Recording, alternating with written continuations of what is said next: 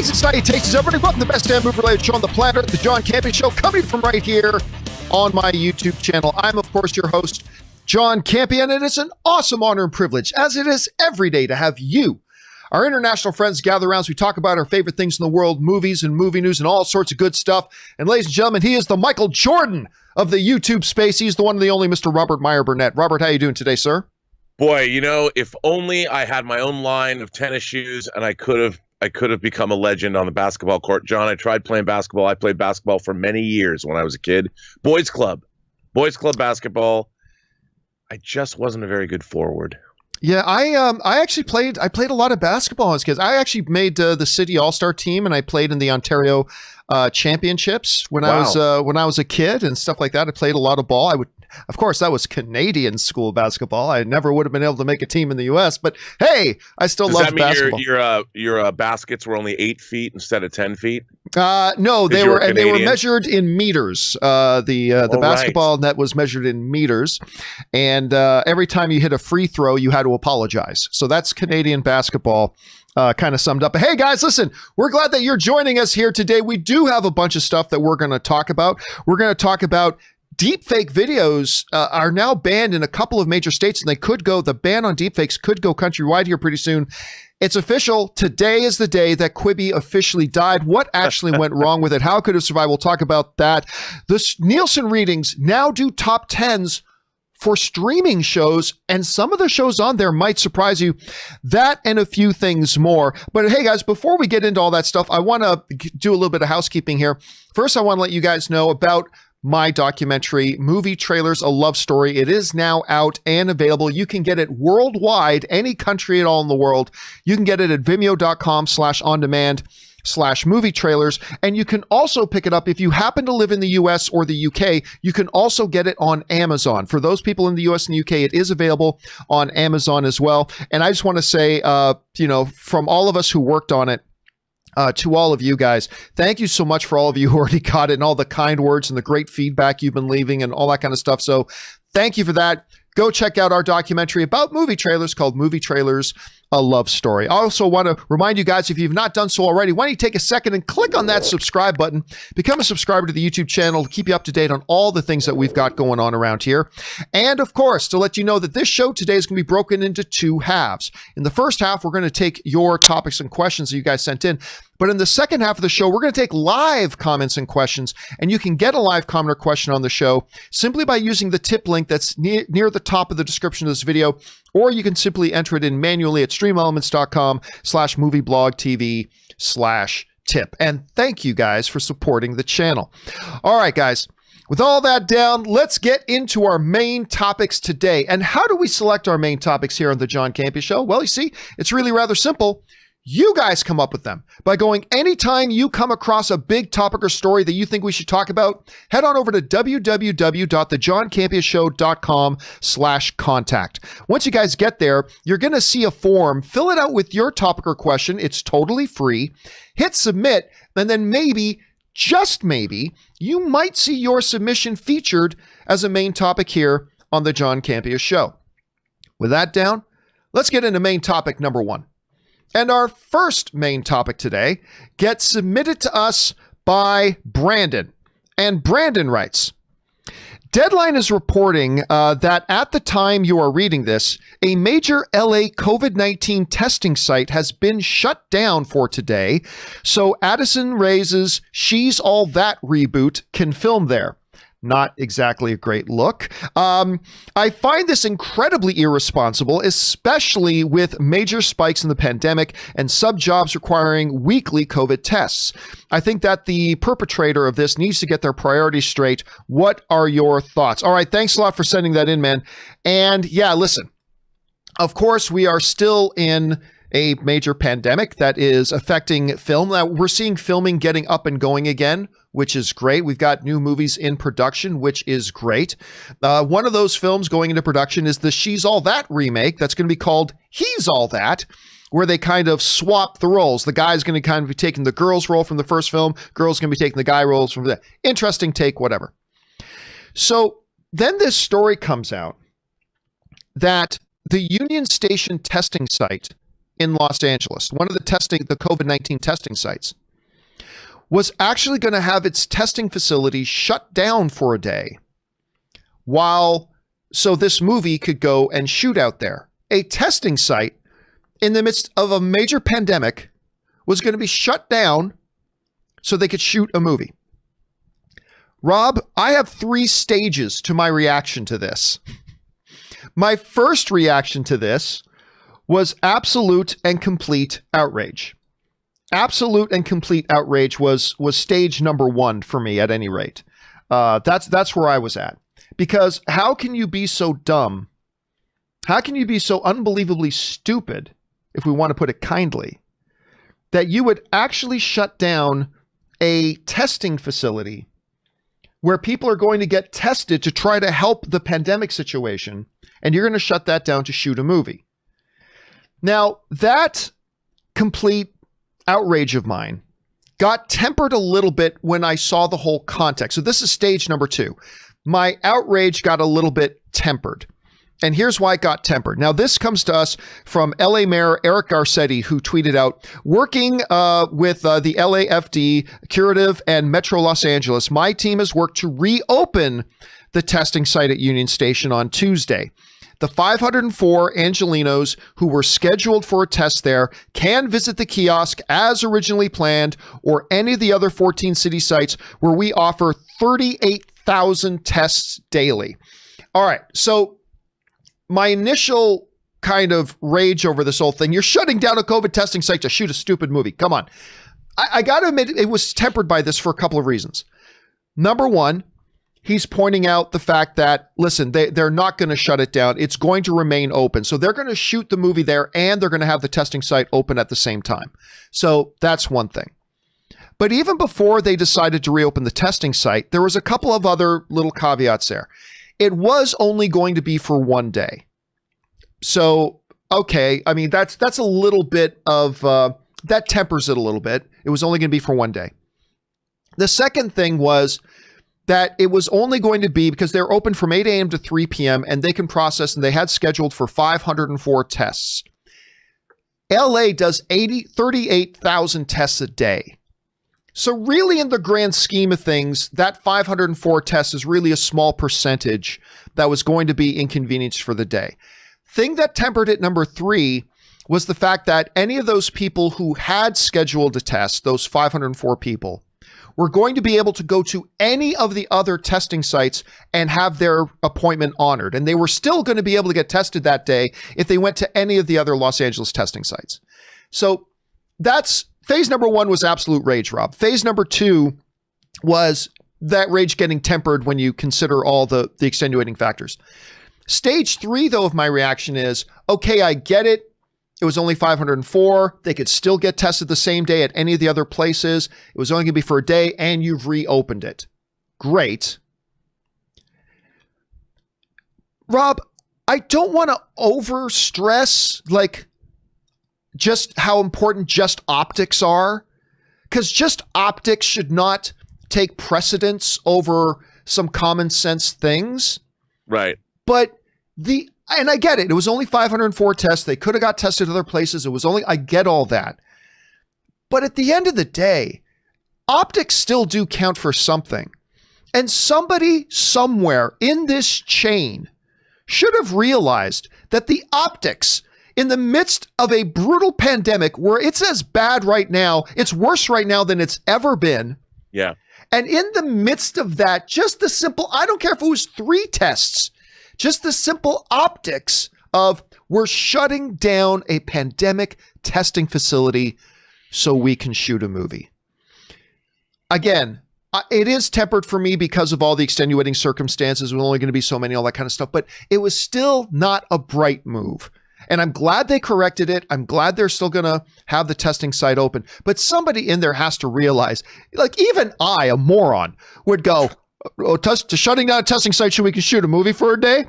Yeah, that probably ain't going to fly. And it didn't fly. The mayor's office got flooded with complaints and all that kind of stuff, understandably so. So, look, I still think it was stupid. I'm not as angry or outraged about it as I first was when I first read the headline. But it was still pretty dumb. All for shooting a movie. And before anybody says anything, oh, John, you would have been mad if they were shooting a new Star Wars movie. No, it has nothing to do with the fact that it was a She's All That remake. I don't care what movie it was. It was just not a bright move, not a vile, evil move, not the worst thing in the world, but just not bright. Rob, you heard about this story. What was your reaction to it? Well, on one hand, I have to agree with you that it was probably not the... Yeah, but on the other hand, just to speak in someone's defense, it might have been booked a while ago. It might have been something that was set up a long time ago by the film office, and maybe that testing site wasn't even open at that location. I mean, it was Union Station. Maybe they thought it wasn't going to be there anymore. So they didn't realize that when the actual location was booked, that there was going to be the COVID would have spiked in LA the way that it has. So the shoot was set up, money was spent, equipment was purchased. A film company might have been spending, I don't know what it was, but you could have been, we're talking hundreds of thousands of dollars, and a film company would have been out that. So it might have been a compromise because people had their wires crossed. And it's the kind of thing where, is that a good thing? No, but the alternative would have been, would the city have reimbursed somebody for that much money? I don't know what the behind the scenes machinations were, but obviously on first glance it looks bad, but on the other hand, maybe it was somebody that it was a mistake and it became too expensive to rectify. Maybe. Yeah. Now it should be pointed out that emails, this became public because emails went out the day before to the 504 people who were scheduled and had appointments to go and get their tests. So it could have been, I think you're probably right. This is probably something that had been planned, but it should have been caught. And before they sent out those emails, but you know what? Hey, look, full credit. They rectified the situation. They're going to have it both. It's just another example that sometimes Hollywood can get a little, tunnel visioned on the business and be a little tone deaf to what's going on around them a little bit. But I'm glad they rectified the situation, so we're good there. Question is for you guys.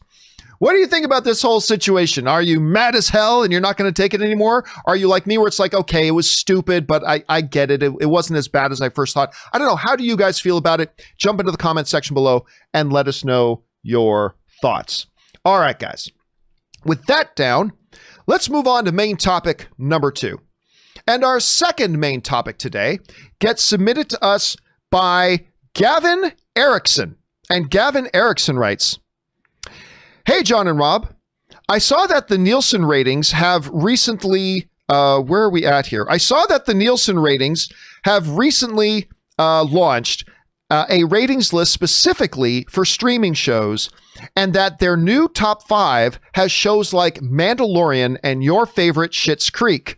I was kind of surprised by the overall top 10. What do you think of this, and what do the numbers tell us?" All right, thanks a lot for sending that in, man.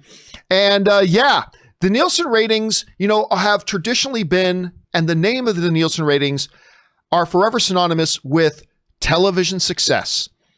Every year, everything's about, it's time for the ratings. The ratings are coming in. If you used to watch television in the 80s and 90s, they would often joke about that and talk about that. The ratings are coming in. The Nielsen ratings were all important. It told television who was watching what shows were successful, what shows were not. Now, we live in a different era now, of course. We live in an era of streaming and a lot of that stuff. But the Nielsen ratings have adapted. And now the Nielsen ratings themselves have their own rating system. And that's been out just a short while ago. They kind of put those out. But as we look at the numbers now, it is kind of interesting. Let's go on over and take a look. What are the top 10 shows in streaming at this moment? At number 1 is The Queen's Gambit. By a long shot, by the way. It is the number 1 show that's being streamed right now is still Queen's Gambit. Now, it probably won't be that in 2 months, but right now, that is the number 1 most watched show on streaming, Rob, is Queen's Gambit. That is a Netflix show. And you're going to see pretty much all Netflix on this list except for one. And the number 2 most watched show? The Office. The Office. I mean, it is, The Office is streaming gold. And listen, Queen's Gambit is not going to stay at number one for long, but The Office is still going to be there. People still go back and watch reruns of The Office every single day. So The Office is there. But number 3, Rob, the only non-Netflix show on this list, Mandalorian, comes in at number 3. So that's only a couple of episodes into its season. Like all the episodes of Queen's Gambit are out right now. So yeah, that has a little bit to play into it too. Number 4 makes my heart smile, guys. Schitt's Creek. So that means so many of you are like me.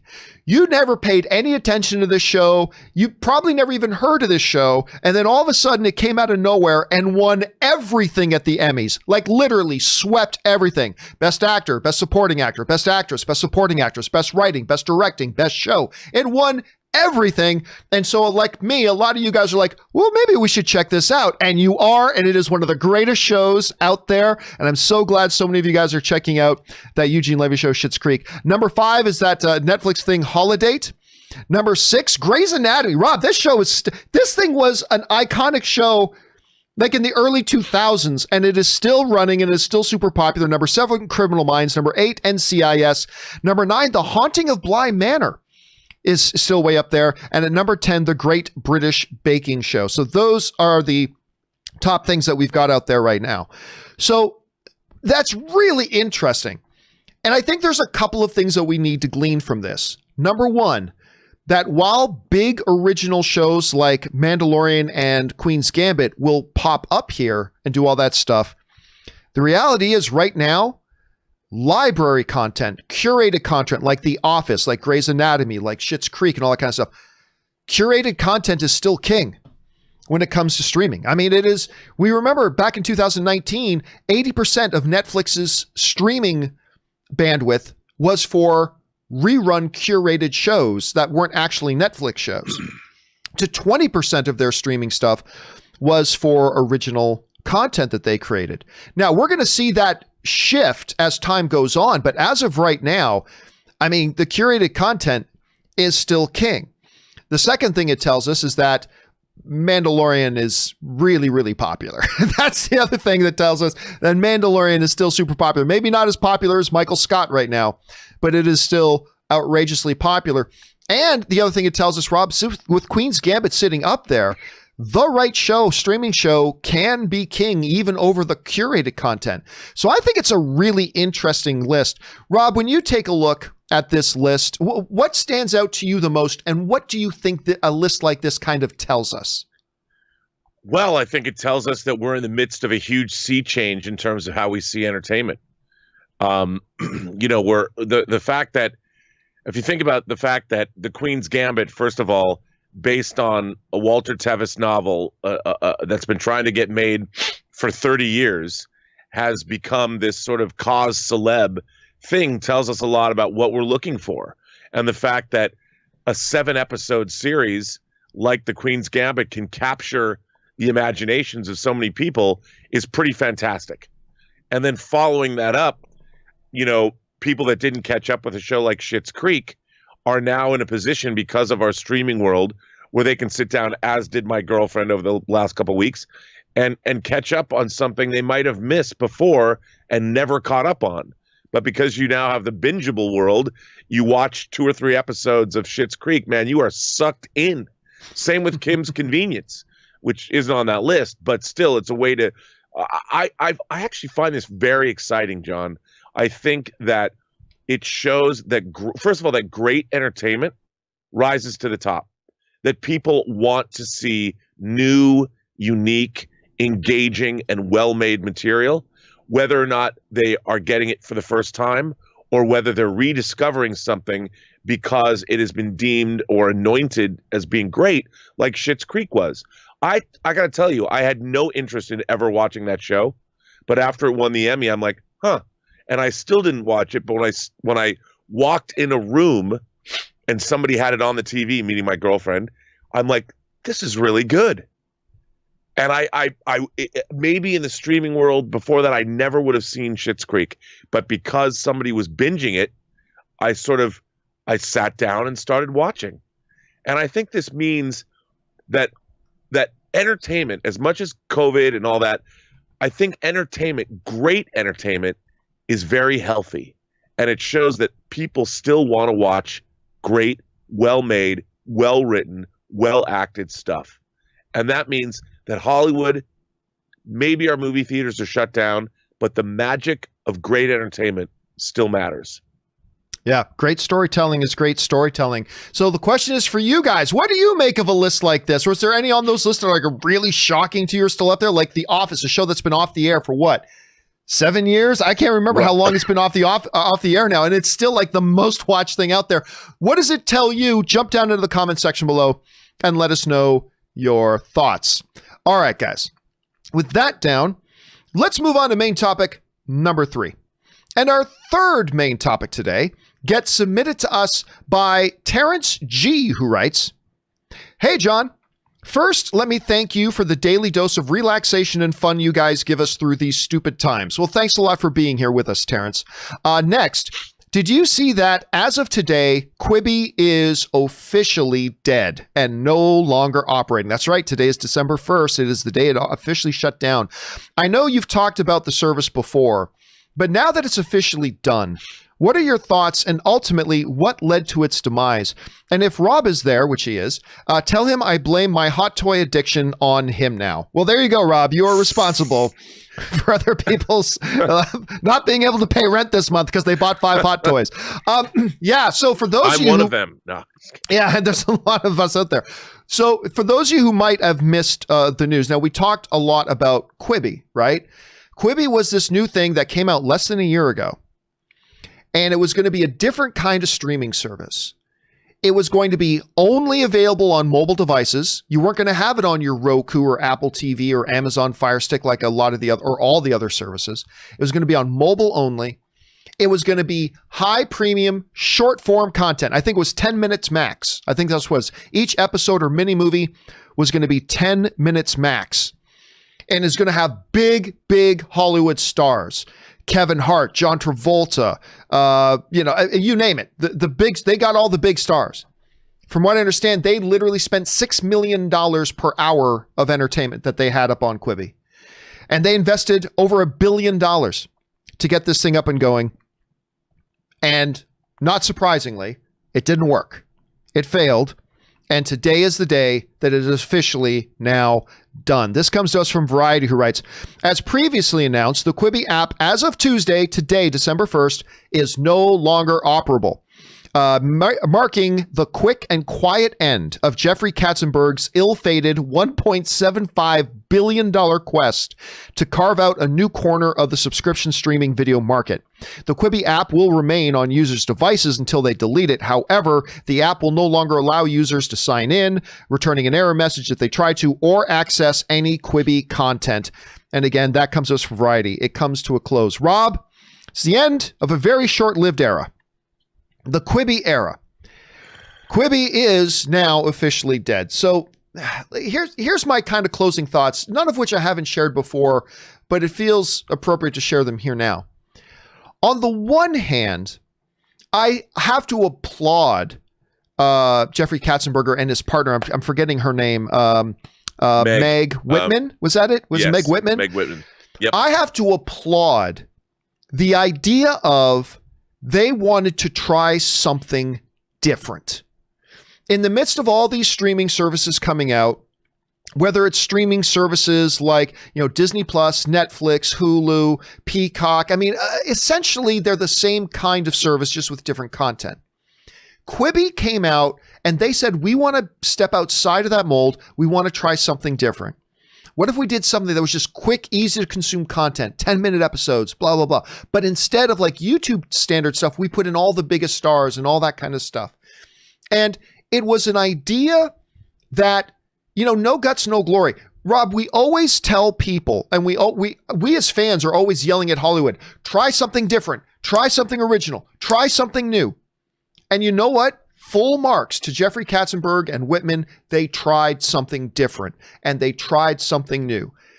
The reason not a lot of people will ever try a lot of things extremely different or won't try a lot of things that are extremely new is because most of the time they don't work. So I'm not going to be a person who sits here and gang piles on them and say, ha, ha, ha, your Quibi failed, ha, ha. No, listen, I'm going to stand here and I'm going to applaud. And I'm going to say, hey, you tried to do something different, and that deserves some respect. That respect, though, Rob, doesn't take away from the fact that they made some not great decisions in the process of doing that. The decision to, for instance, number one, specifically not be on any of the streaming platforms so people could watch the content on their television. Like, I get it. You marketed your stuff towards entertainment on the go, stuff you'll watch on your mobile phone while you're on the bus commuting or whatever. I get it. But that doesn't mean you shouldn't give people the option of watching content somewhere else if they so chose. Right now, people more and more are cutting the cord, and they are turning to their Rokus. They're turning to their Google TVs. They're turning to their Apple TVs. They're turning to their Amazon Fire Sticks. More and more and more and more to specifically exclude your platform from that. You didn't have to emphasize it. You didn't have to make it your priority, but to specifically exclude it from that, I think that was the death rung right there the moment they made that decision. And again, while I applaud them doing it, the reality is I think right now people are moving away from the shorter and shorter content. Yes, TikTok is huge, but TikTok is not narrative storytelling. It's supposed to be fleshed out narrative storytelling. The third big problem I see, Rob, and I don't think we've talked about this one ourselves between you and I, but the third big problem was you still have to market it. And while I did see the odd commercial here and there for like the new Kevin Smith or Kevin Hart thing that they did on Quibi, Kevin Hart had his own show on Quibi, stuff like that. While I saw the odd thing like that, if you're going to try to break in while Disney Plus is coming to power and HBO Max is coming to power and Peacock is launching, if you want to launch while all that is going on, you better do some stuff to make sure you stand above the noise and get recognized. And I just never felt they did much of a job in marketing. Now, granted, marketing is super expensive. I get it, but you're going to have to market the hell out of it. And I feel like they just weren't able to market it to the point that it was able to rise above the noise. So those are things I saw. And what I hope doesn't happen, Rob, is I hope there aren't other, investors, entrepreneurs out there who become afraid of trying something different from the norm because of the failure of Quibi, although that will probably happen. But I still hope there are others, forerunners who will come along and say, you know what? It's hard to launch something new and different, but we're going to try again anyway, even though Quibi failed. And we're going to try something else different. And who knows, we'll see where it goes. Rob, today's the day. It finally shut its doors. It went under. What are your reflection on Quibi? Why could it have worked? Why didn't it work? And what's the overall lesson we take from it shutting down now? Well, on my own show, John, I've made fun of Quibi from the get-go. And this has been, and some people even said to the point where I was being mean. And I think this is the case of, I've been fascinated by this because Jeffrey Katzenberg and Meg Whitman should know better. They based this entire enterprise on a false assumption. Remember when I first started on YouTube 5 years ago, I was working with you and John Schnepp on Collider Heroes. And I often heard people tell me that, all anybody wants is YouTube programming that's in quick bites. And our shows that we were on, that you brought me on, that I was on with you for a while, were long form shows. And we were building an audience. And people liked that. They liked that YouTube was turning into long form programming. The idea that people wanted to consume entertainment in quick bites was something that was maybe true in the aughts when YouTube first started. But it completely negated all of the work and all of the evolution that was happening in the YouTube space. And so they came out with this. Nobody wants to watch great A-list, beautifully produced programming in quick bites as they're commuting in New York City on the subways and walking down the streets. People want to, if you have great programming that's really well made, which is what Quibi had, a lot of really A-list shows, the last thing you want to do is watch them on your phone as you're running into Starbucks, grabbing your morning coffee and starting your morning commute. It was the premise itself was deeply, deeply flawed. And they just went all in. And it's unbelievable to me that they went and got all of this A-list talent. They didn't even build their platform. They just went for all the A-list talent, who's not going to take their money? You know, and then they spent all this cash. It didn't work because they went all in, and they didn't build slow. They just thought they had something. From the beginning. They were doomed, and it failed. And to me, it was hubris, and these people should have known better, and they should have been better custodians of their investors' money. And but you know what? Even in the grandest of failures, you usually see things be able to hang on for longer than less than a year. But I guess they decided, listen, this is clearly not going to work. We need to pull the plug. Now, by the way, it should be mentioned that there are other bigger studios that also invested. I believe Warner Brothers invested in it. Disney invested in it.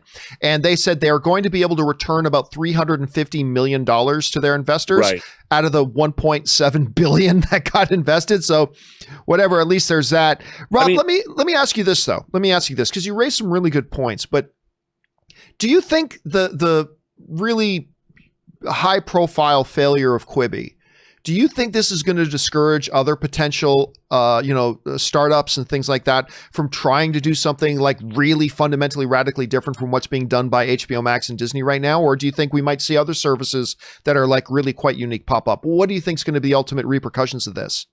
I think it's a really good question to ask, but I also think that we have 100 years of people consuming media to examine. Motion pictures, television, even now in the social media space. I mean, your documentary that you have out now, which is called Movie Trailers, A Love Story, available on Amazon and on Vimeo On Demand. Good plug. That shows how people consume movie trailers as media. And I just think that there's a way that we like to do things. And when we have great entertainment, you want to settle in and really pay attention.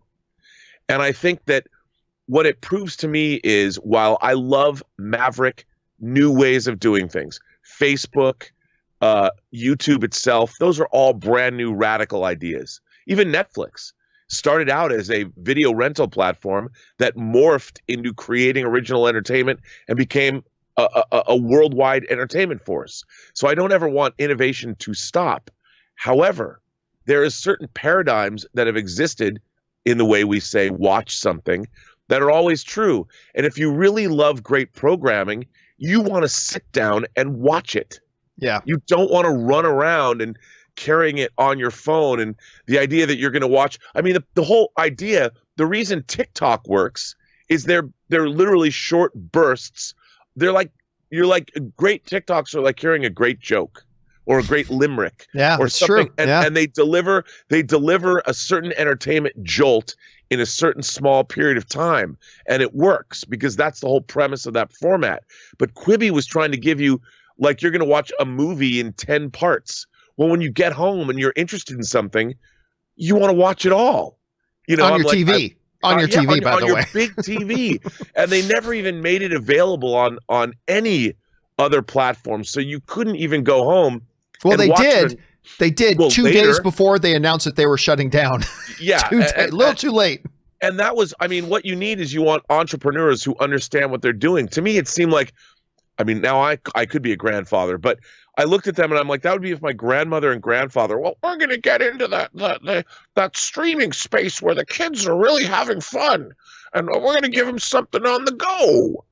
I'm like, Grandma, Grandpa, have you actually examined the space you're going to jump into? Because it's always changing, and I don't think you've got a real handle on what kids want today. Well, guys, the question is, what do you think about it? Today's the day. It's now done. Quibi is no more. It has ceased to be. It is an ex-parrot. What do you guys think about that? Did you try it out yourself? What do you think led to its demise? How do you think it could have worked? Jump down into the comment section below and let us know your thoughts. All right, guys. With that down, let's move on to our fourth main topic today.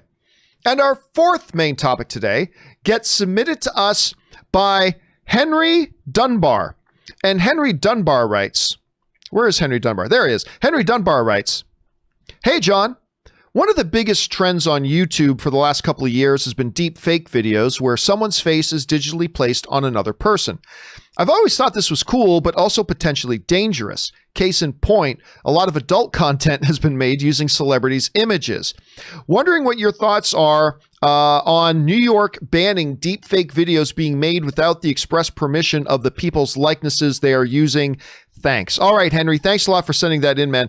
And yeah, for those of you who missed it, now, a short time ago, California actually passed some legislation to ban certain elements of doing deepfakes. New York, the government of New York, the state of New York, has just taken one step further beyond that, and they're actually just banning deepfakes, like in general, without the person's likenesses that is being used, without their express permission. This comes to us from the folks at Variety, who writes, SAG-AFTRA, that's the actors unions, has commended New York Governor Andrew Cuomo and the New York legislature for signing a law protecting members from deepfake, sexually explicit material and prohibiting the exploitation of one's name, image, and voice after they pass away. The Performers Union said Monday that the law protects the images and voices of SAG-AFTRA members and their families in life and now post-mortem from unwanted and unauthorized commercial exploitation. It also strictly prohibits the publication and dissemination of digitally created non-consensual sexually explicit material. So here's the basic gist of it. Don't do deepfakes.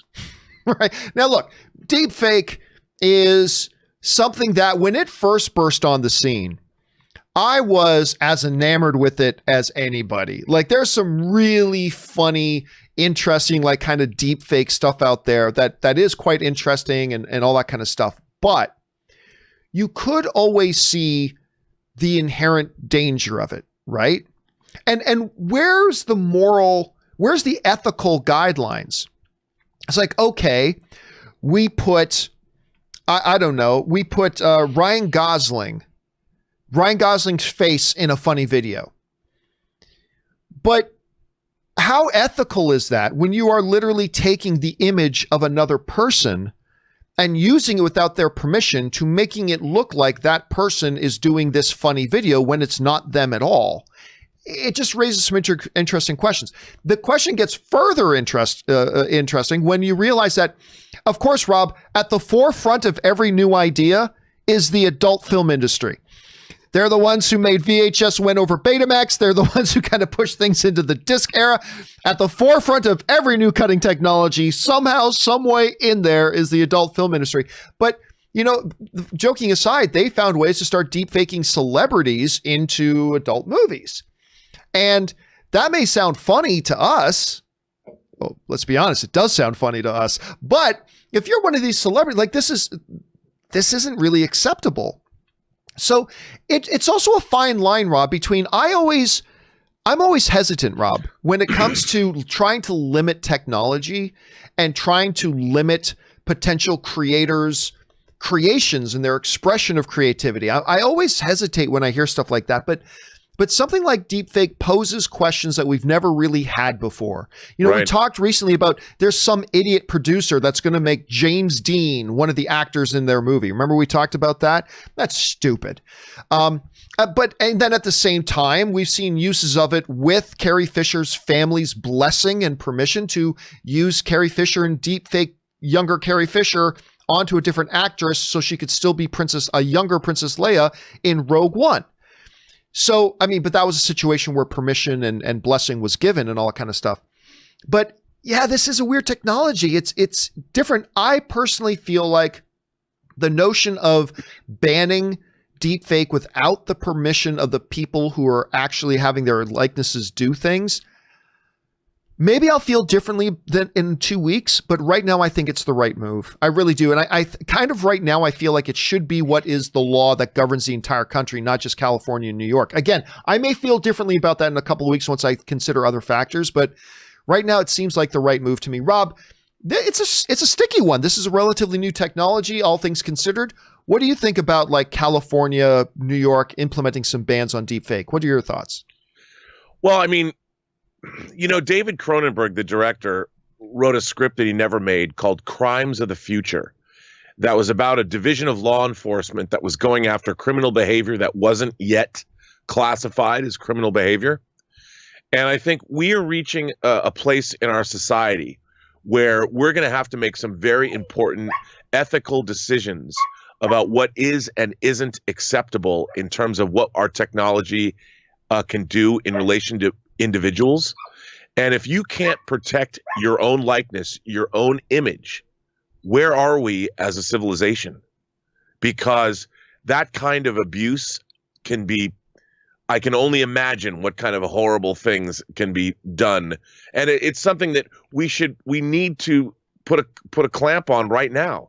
And we need to start asking these questions, because what happens if people decide to, like, I don't know, replicate your DNA and start cloning you and making all these copies of you without your knowledge? You know, and people might laugh, oh, it's just images. But like, look, putting celebrities in, say, pornographic films now, what happens 10 years down the road when, say, it's not a celebrity and, you know, your ex-girlfriend that you couldn't get over, you've made a whole slew of deep Space Nine videos. I know, of deep fake porn. And let's say that stuff gets out and your girlfriend, your ex-girlfriend, goes in for a job interview and she's an online porn star because of deep fake videos, even though she's never shot an adult video in her life. How does that, I mean, it can go out of control. It can be used in all kinds of ways that I can see are bad. And right now it's for celebrities, but it needs to be for everyone. Deep fake technology is the very beginning of a slippery slope, and we need to put a handle on it, or put a, what do you call it? I don't know what the term is, but we got to get on top of this stuff right now. I shouldn't have said on top after I've made a porn analogy. But well, I mean, but you raise a good point, because I don't think anybody's saying that in and of itself, nobody's saying that technology is bad. This is still technology that could be used in great, wonderful, creative ways. It just needs to be done with the permission of the people whose images you are stealing. I mean, that's all it's saying, right? Right. And so, I mean, does it mean that you know, Bubba in his basement in Des Moines can't make, you know, videos with Brie Larson on other people now? Yeah, maybe you can't do that, but it doesn't mean that the technology is being banned or that technology is being put away. It's just saying, hey, there's a new technology here, and just like every other tool out there, there are rules about the proper ways you can use those tools and rules about ways you can't use those tools. But, you know, John, the idea of, does an individual own their own likeness? Because theoretically, if you start using images, what if somebody makes a deep fake of you in something and they copyright that thing? Like, because you haven't, I mean, as a private individual, somebody decides, instead of hiring extras for a movie, they just start taking people's pictures off Facebook and they start populating motion pictures with people's images. Then they go copyright those images, and suddenly you no longer even own a copyright to your own face. And while that might seem silly, we haven't defined that yet. And I will bet you right now that there are companies that have already started cataloging all of our faces individually and are going to copyright our own images because we haven't thought of doing it first. And I think, there's a great business for people to have digital copyrights of themselves. Like when you're born, your parents will have to file for a digital copyright that'll probably have to get renewed every year. It sounds like it's science fiction, but we're there. We're there. And unless we get a handle on this now, people are going to find out there's a lot, rather than identity theft is going to take a whole new level on, because you can have your identity stolen forever and have it copywritten by somebody else. So you don't even own your own face. And that's scary. You know, it's just an extension of that to show that that's not all that far-fetched. I mean, look at the issue of cyber squatting. Squatting right now. Like, right? Because guess what? You know what I don't own? I don't own the domain name johncampea.com. I can't own it. You know why? Because somebody else got it, and they want anybody. If you want the name johncampea.com, you can have it, but you got to pay $2,600. You got to pay in Canadian. This is well over $3,000. You got to pay nearly $3,000 to get my domain name. I'm not going to pay $3,000. It's my damn name, and I can't. So yeah, point well made. Question is for you guys. What do you think about this thing? Is this just the government meddling in the free expression and use of technology? Is this a legitimate protection to protect people's identities and protect people's privacy? How do you see all this? Jump down to the comment section below and let me know your thoughts. Okay, guys. With all that down, let's now jump in and start taking your guys' live questions. Once again, if you want to get a live question in on the show, simply use the tip link that's near the top of the description of this video, or you can enter it in manually at streamelements.com/movieblogtv/tip. You'll be getting your comment or question on the show if it's within reason. And of course, you'll be supporting the show at the same time. All right, guys, let's get over to it here. And we're going to start things off here with Sam Fisher, who writes, the way Ben calls Vader Darth during their battle makes it seem like a first name and not a title. Was Darth Vader initially just his name before Darth was retained into a title? I thought you might know R.I.P. David Prowse. Yeah, again, we lost David Prowse, and word just came out that he actually died of complications due to COVID. So, F 2020.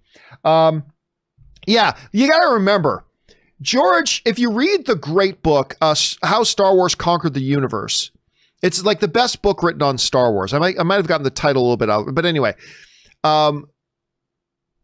you realize pretty quickly, George did not have the entire Star Wars galaxy all figured out when he made the first movie. He didn't have the entire galaxy figured out. So yeah, I suspect Darth was just a name for a title. Now later that evolved into becoming a title, but I think it was for him, it was just a name at the time. So yeah, you have Obi-Wan going, only Master of Evil, Darth. Like he'll just use it as a first name. Rob, have you ever heard anything other than that? Like I just assume it's just because George hadn't had the whole thing fleshed out yet. Yeah, I mean, look, it's so funny because now we get into a whole, this is a whole existential conversation about the Star Wars universe, that is a slippery slope in itself. But I think as originally conceived, I think it was probably a name that it was his name. I really believe that, that was, and then later it seemed like, oh, there could be other Darths and it was a title, but it seemed, maybe not, because what's a Grand Moff? It's a bigger Moff. It's a bigger Moff than Moff Jerjerrod. I mean, I think it always might have been thought of as a title, but it just wasn't defined yet. I mean, that's one of the great things about what people forget now is when Star Wars came out, when I was a kid, learning how to pronounce Star Wars names and learning what they came from or where they came from, where they were derived from, or like Tatooine. I'd never heard that word before. The name of a planet, Dagobah, and all these things. It was so great, and that's what made Star Wars, part of the fun.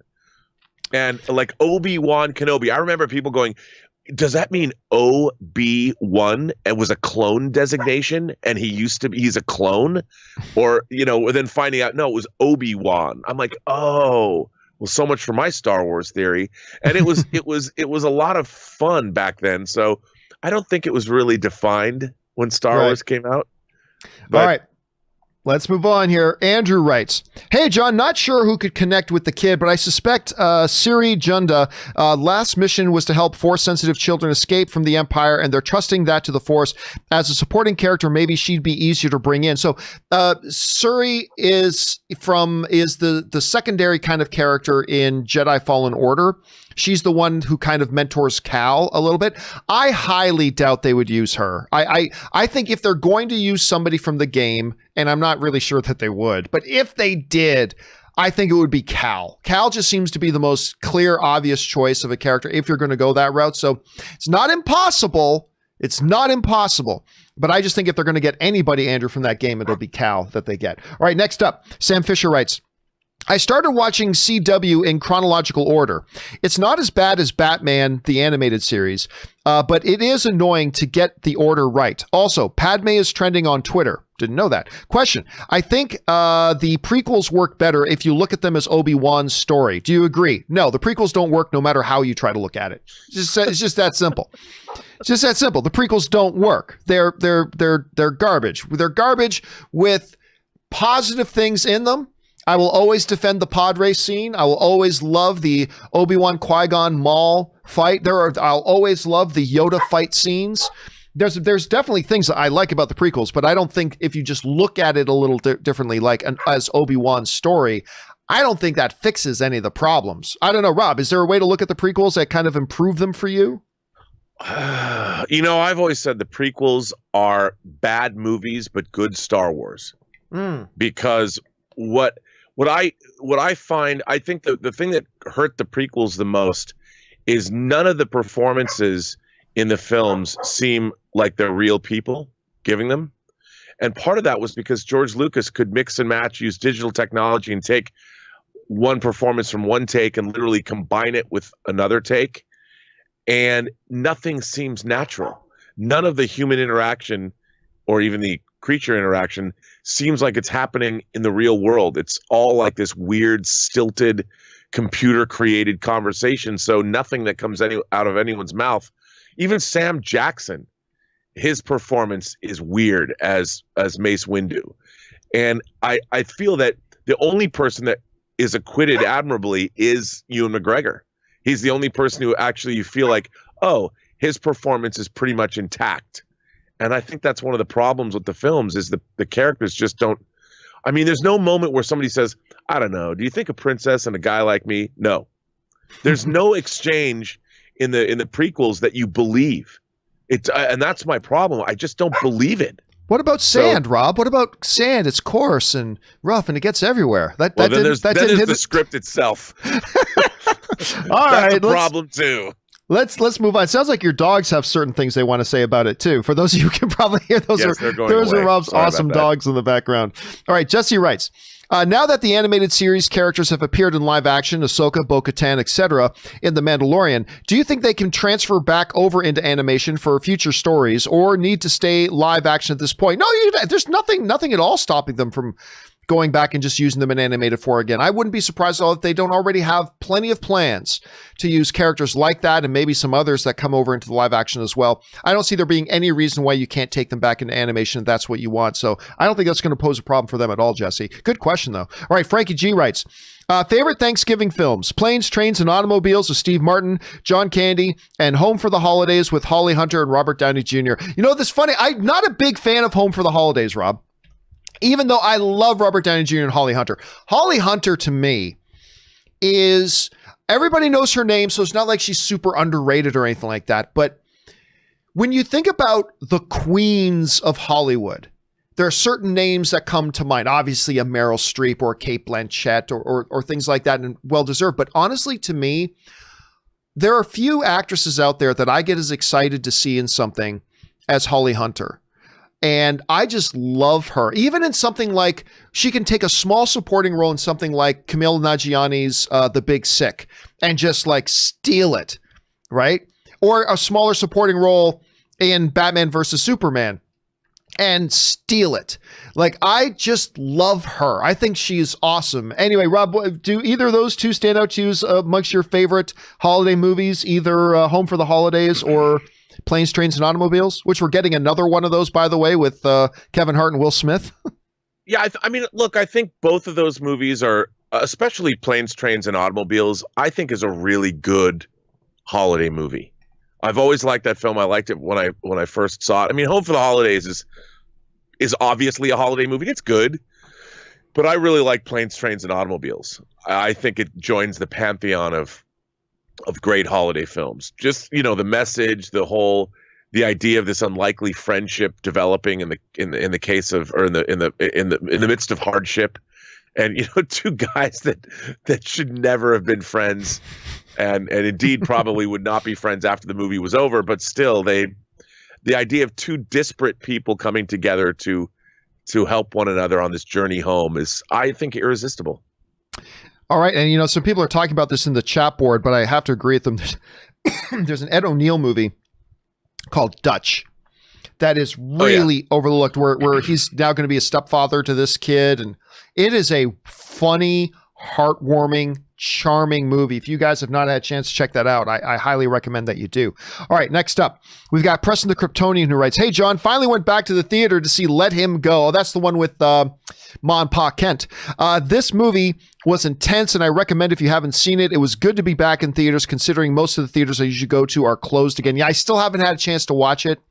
Kevin Costner, Diane Lane, not Ma and Pa Kent, just so everybody understands that very clearly. I think the trailers were fantastic. I hear nothing but decent things about it. I do want to see it. Unfortunately, getting into a movie theater for us right now is not really an option around where we are. But I'm glad you had a chance to see it, Preston. Thanks for the recommendation. Tony Rodriguez writes, "What Jedi Mando meets is easy. Number one is Cal Kestis." We were just talking about that. Like Katie with Bo-Katan, Cameron Monaghan is a real actor that played him and is the character model. Number two is a made-up Jedi, or either from Legends or is a one-and-done character. Yeah, I understand that Cameron Monaghan is, they modeled the character much like they did with Sam Witwer with Starkiller. They modeled it after, he does the voice, but just because that's the case, that doesn't mean you write your story around the fact that, oh, we've got this actor, so let's write that into the story. The story comes first. And I do believe Cal is an option. I still think the most likely option is Ezra, but I think there are 5 or 6 very, very valid potential options. And the one of it being a one and done character, like a brand new character that we've never heard of before, is definitely one of those options. And another option that we talked about the other day is that nobody shows up. That is another one of the true options, that absolutely nobody shows up. So Cal, Ezra, one of the Force Ghost characters, Mace Windu, whatever, it's all possible, but I don't think they're going to write it just because, oh, you know what? We did this video game and we happen to have the actual actor, so let's write that into the story. I don't think they do things that way. All right, next up, Stubble McShave writes, "I hope that The Mandalorian doesn't turn into a Star Wars celebrity guest of the week type of show." I completely agree. Let the Mando character form their own path, interacting with new interesting characters. They should rarely have familiar faces returned for guest spots. Rob, that's one of the things I've been saying for a while about Mandalorian. I love what they're doing. I love the Bo-Katan appearance. I thought that was great. The Ahsoka Tano character, that appearance obviously went over really well. That's great. But I kind of agree with them. I don't want to keep bumping into, all these characters. Look how much we're shrinking the universe, everybody. Like already in just a couple of episodes, we've bumped back into Boba Fett. We've bumped back into Bo-Katan. We've bumped back into Ahsoka Tano. And that's all great. And I've enjoyed all that, but stop now, or at least slow it down. Keep this show The Mandalorian. Don't make this Rebels Part 2. And I love Rebels. I like Rebels very much, but I'm saying make sure Mandalorian stays Mandalorian. That's my thoughts. I don't know, Rob, what do you think about that? I agree with you. And also, while we do have Giancarlo Esposito's character, I would like to see new Star Wars characters become part of the forefront of the show. And we're not seeing that, and I would like to see more new characters. So. They did that a little bit in episode 1 with the Marshal, although he just appears briefly in the novels. He just has a brief appearance in a couple of chapters in the novels, but I thought that was a good move, and I hope they continue to do stuff like that. So we'll see. All right, next up. The Black Knight writes, "I was looking for Chris Pratt's Passengers online. Why would you do that? That's the movie he's in with Jennifer Lawrence. Not a great movie. To my surprise, Anne Hathaway has a movie with the same title in 2008. Number one, have you seen it? 2, is it any good? 3, don't movies copyright their titles? If not, why not?" Well, hold on. Let me bring up, hold on a second here. Passengers 2008. Let me just bring this one. So this is the one he did with Patrick Wilson, I think. Why won't this load? There it is. Patrick Wilson, Diane West, David Morse. Yeah, I never did watch it. I never did see that one. So whatever. Here's the thing with copyrights. When you title listen, if you name your movie Indiana Jones and the Last Crusade, well, guess what? You can copyright Indiana Jones. You can copyright a certain structure of words like that. But when you've got I remember, Rob, what movie was it? I think it was The Butler. Was it not The Butler a couple years ago that went through that big problem where There was another film that had the same title. And listen, passengers is a common English language word. You can't copyright passengers. Just like if I had named my movie trailers, I can't copyright that. That is a standard thing. Movie trailers is a standard understood known phrase. However, a more complex combination of words, movie trailers, a love story, that I can copyright. And that I did copyright. But I can't just copyright movie trailers. If you name your movie Camera, well, great, good for you, but you're not going to be able to stop other people from being able to use the word camera, even in the titles of their own movies and stuff like that. So that's it. Have you ever come across situations like that, Rob, where a property you were working on had to struggle with titling because of potential copyright? Yeah, as a matter of fact, I'll tell you that when we were making Free Enterprise, the original title of the film was Trekkers.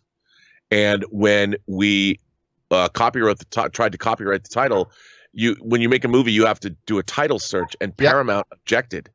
So because they had a documentary, Trekkies, coming out, and they thought that it would muddy the marketplace. So they can object to your title, which they did. So we had to come up with a new title. Now, I just read something. Copyrights cover works fixed in a tangible format, but because titles are typically short, they don't fall under copyright protection. So, there you go. So you can have a character like Indiana Jones. You can have that character that's a fictional character that you copyright, and so the name will kind of transfer. But yeah, its titles is a little bit more tricky. It's a little bit more tricky. Leroy writes, did you see the Chadwick Boseman tribute Disney Plus inserted at the beginning of the movie?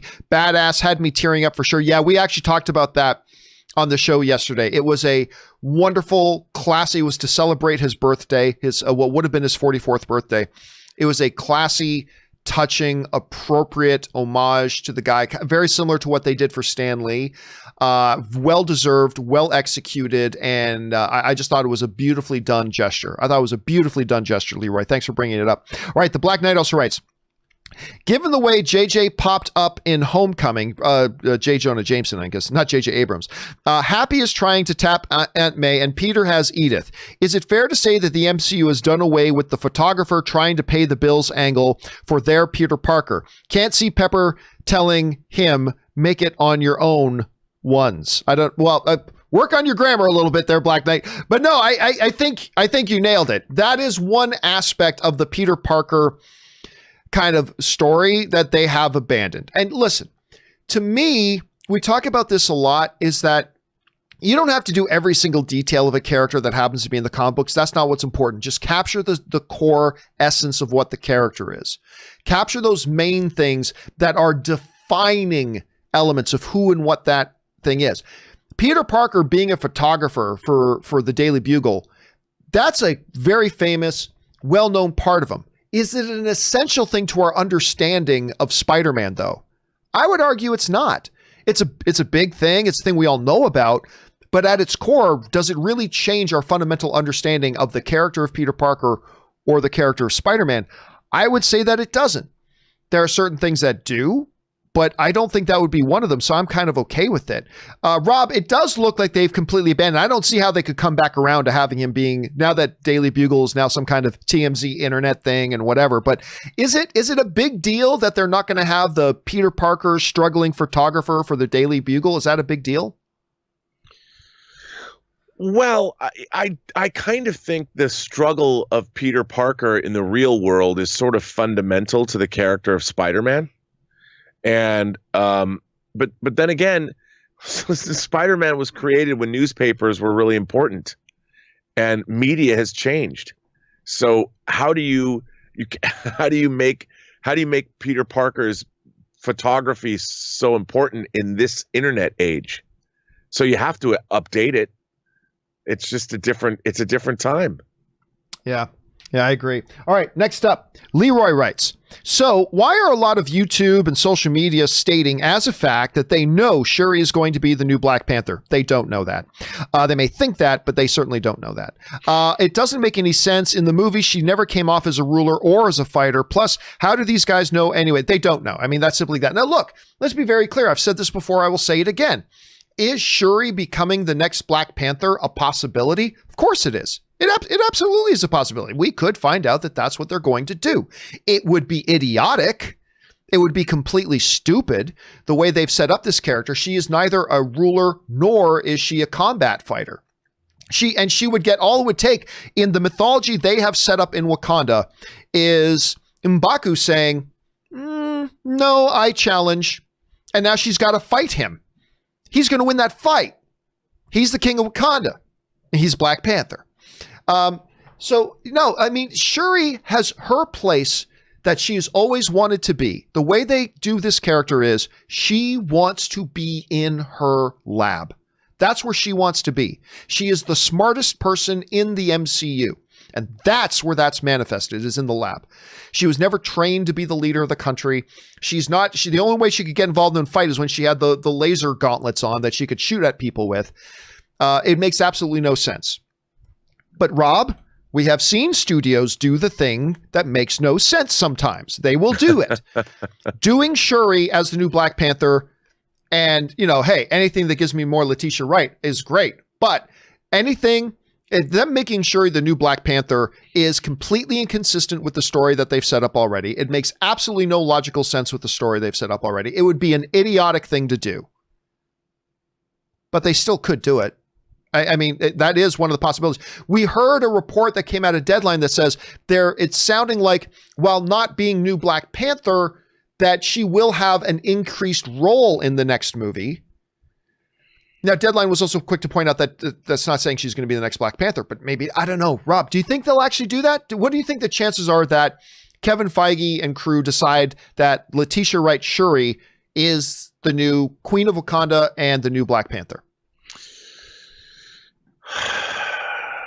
I don't see her as, look, I love her. I have an action figure of her sitting on the Wakandan throne in my house, in my observatory, but I just don't see her in stature.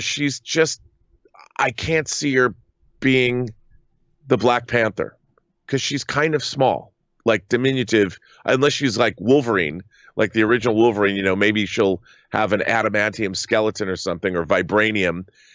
But I just don't see. I like the fact that Shuri is like the smartest woman on the planet, and she's this amazing technologist. I don't know if as Black Panther it would really work, because her Wakanda needs her. Wakanda is the most technologically advanced nation on Earth, and if you lose your greatest scientist, who's going to go out into the fray and potentially put her life on the line every other day, who's going to take her place?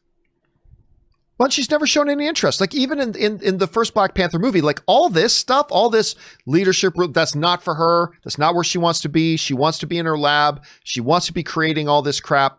And I love her, and I want her in as much of the movie as possible. But but anyway, so they could do it though. They could do it, Leroy. Let's see. I wouldn't object to it. I would still go see the movie. I just, from an in-universe perspective, man, it makes no sense. She's too valuable to let go on the front lines and fight.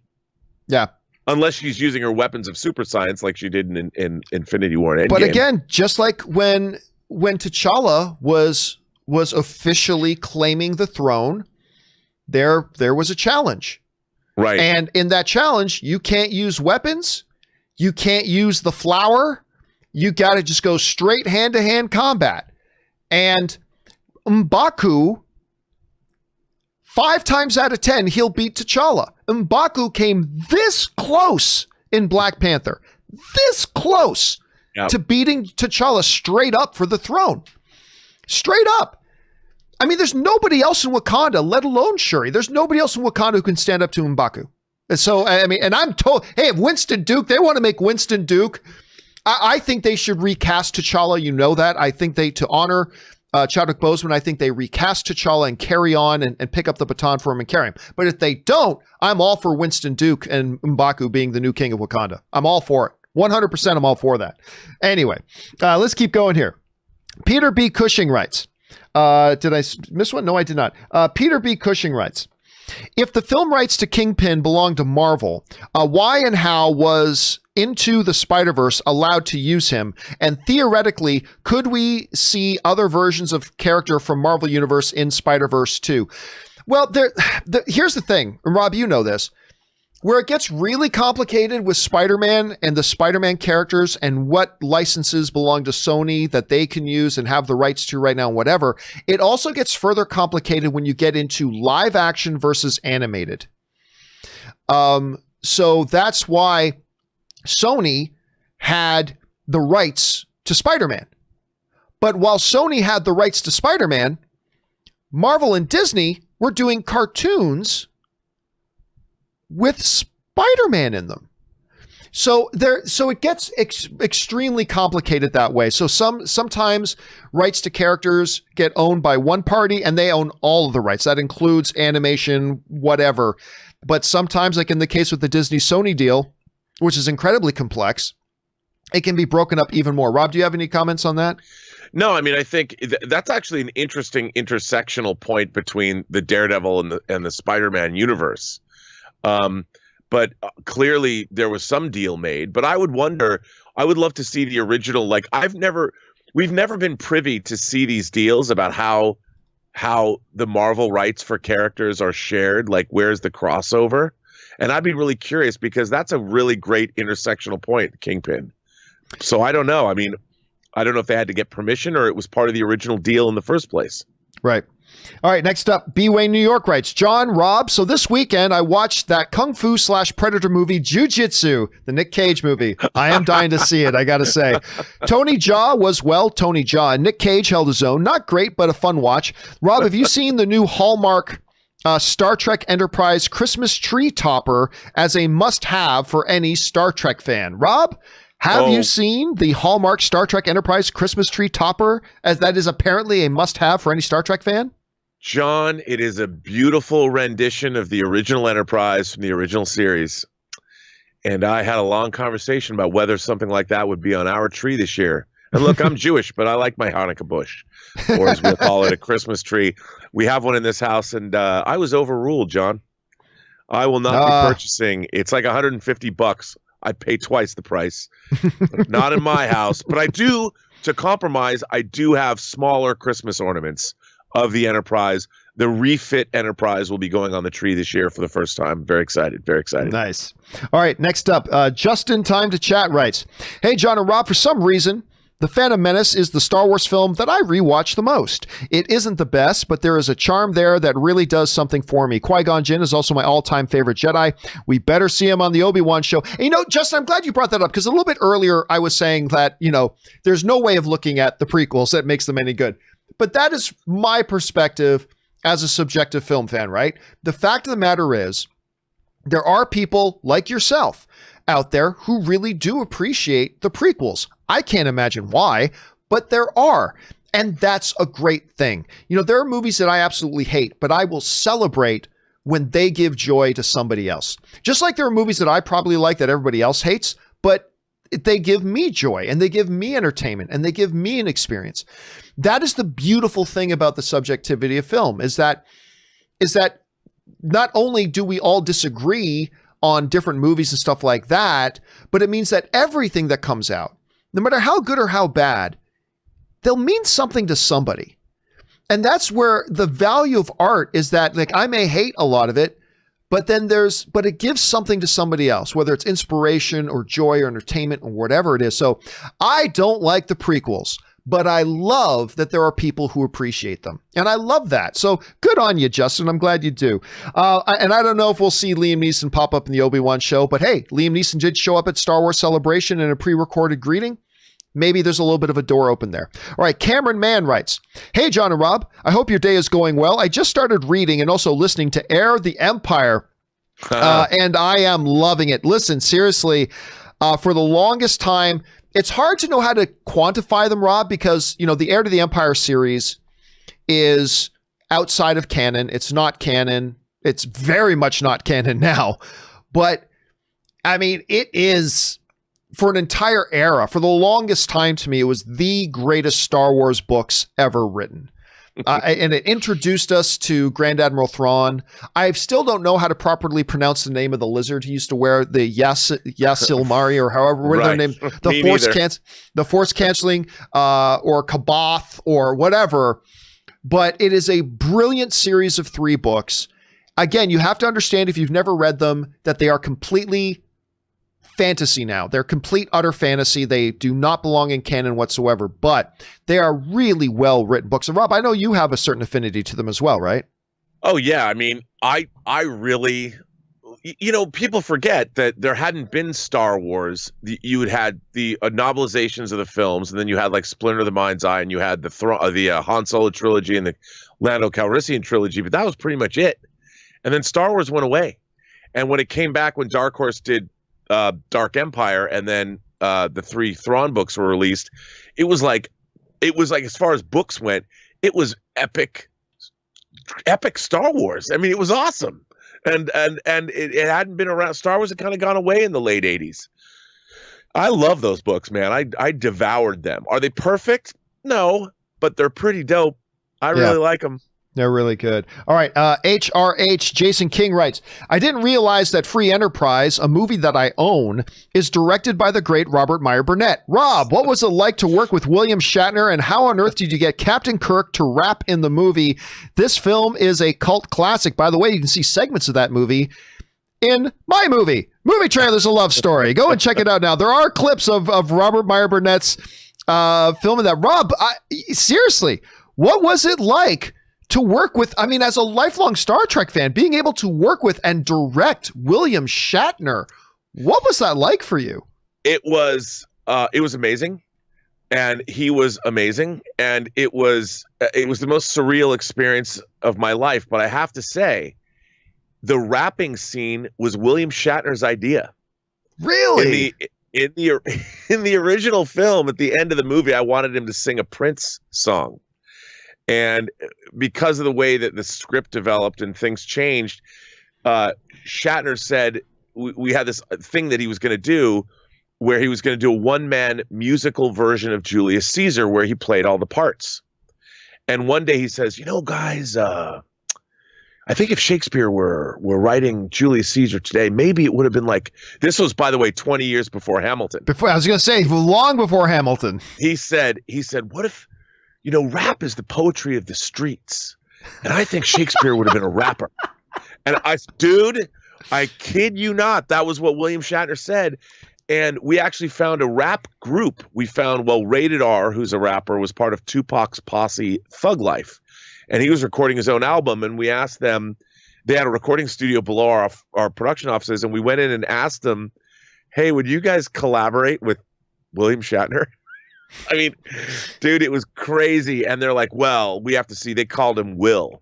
We have to see if Will and I will vibe, if he'll vibe with the group. So we bring in, Shatner had to come in and meet these guys.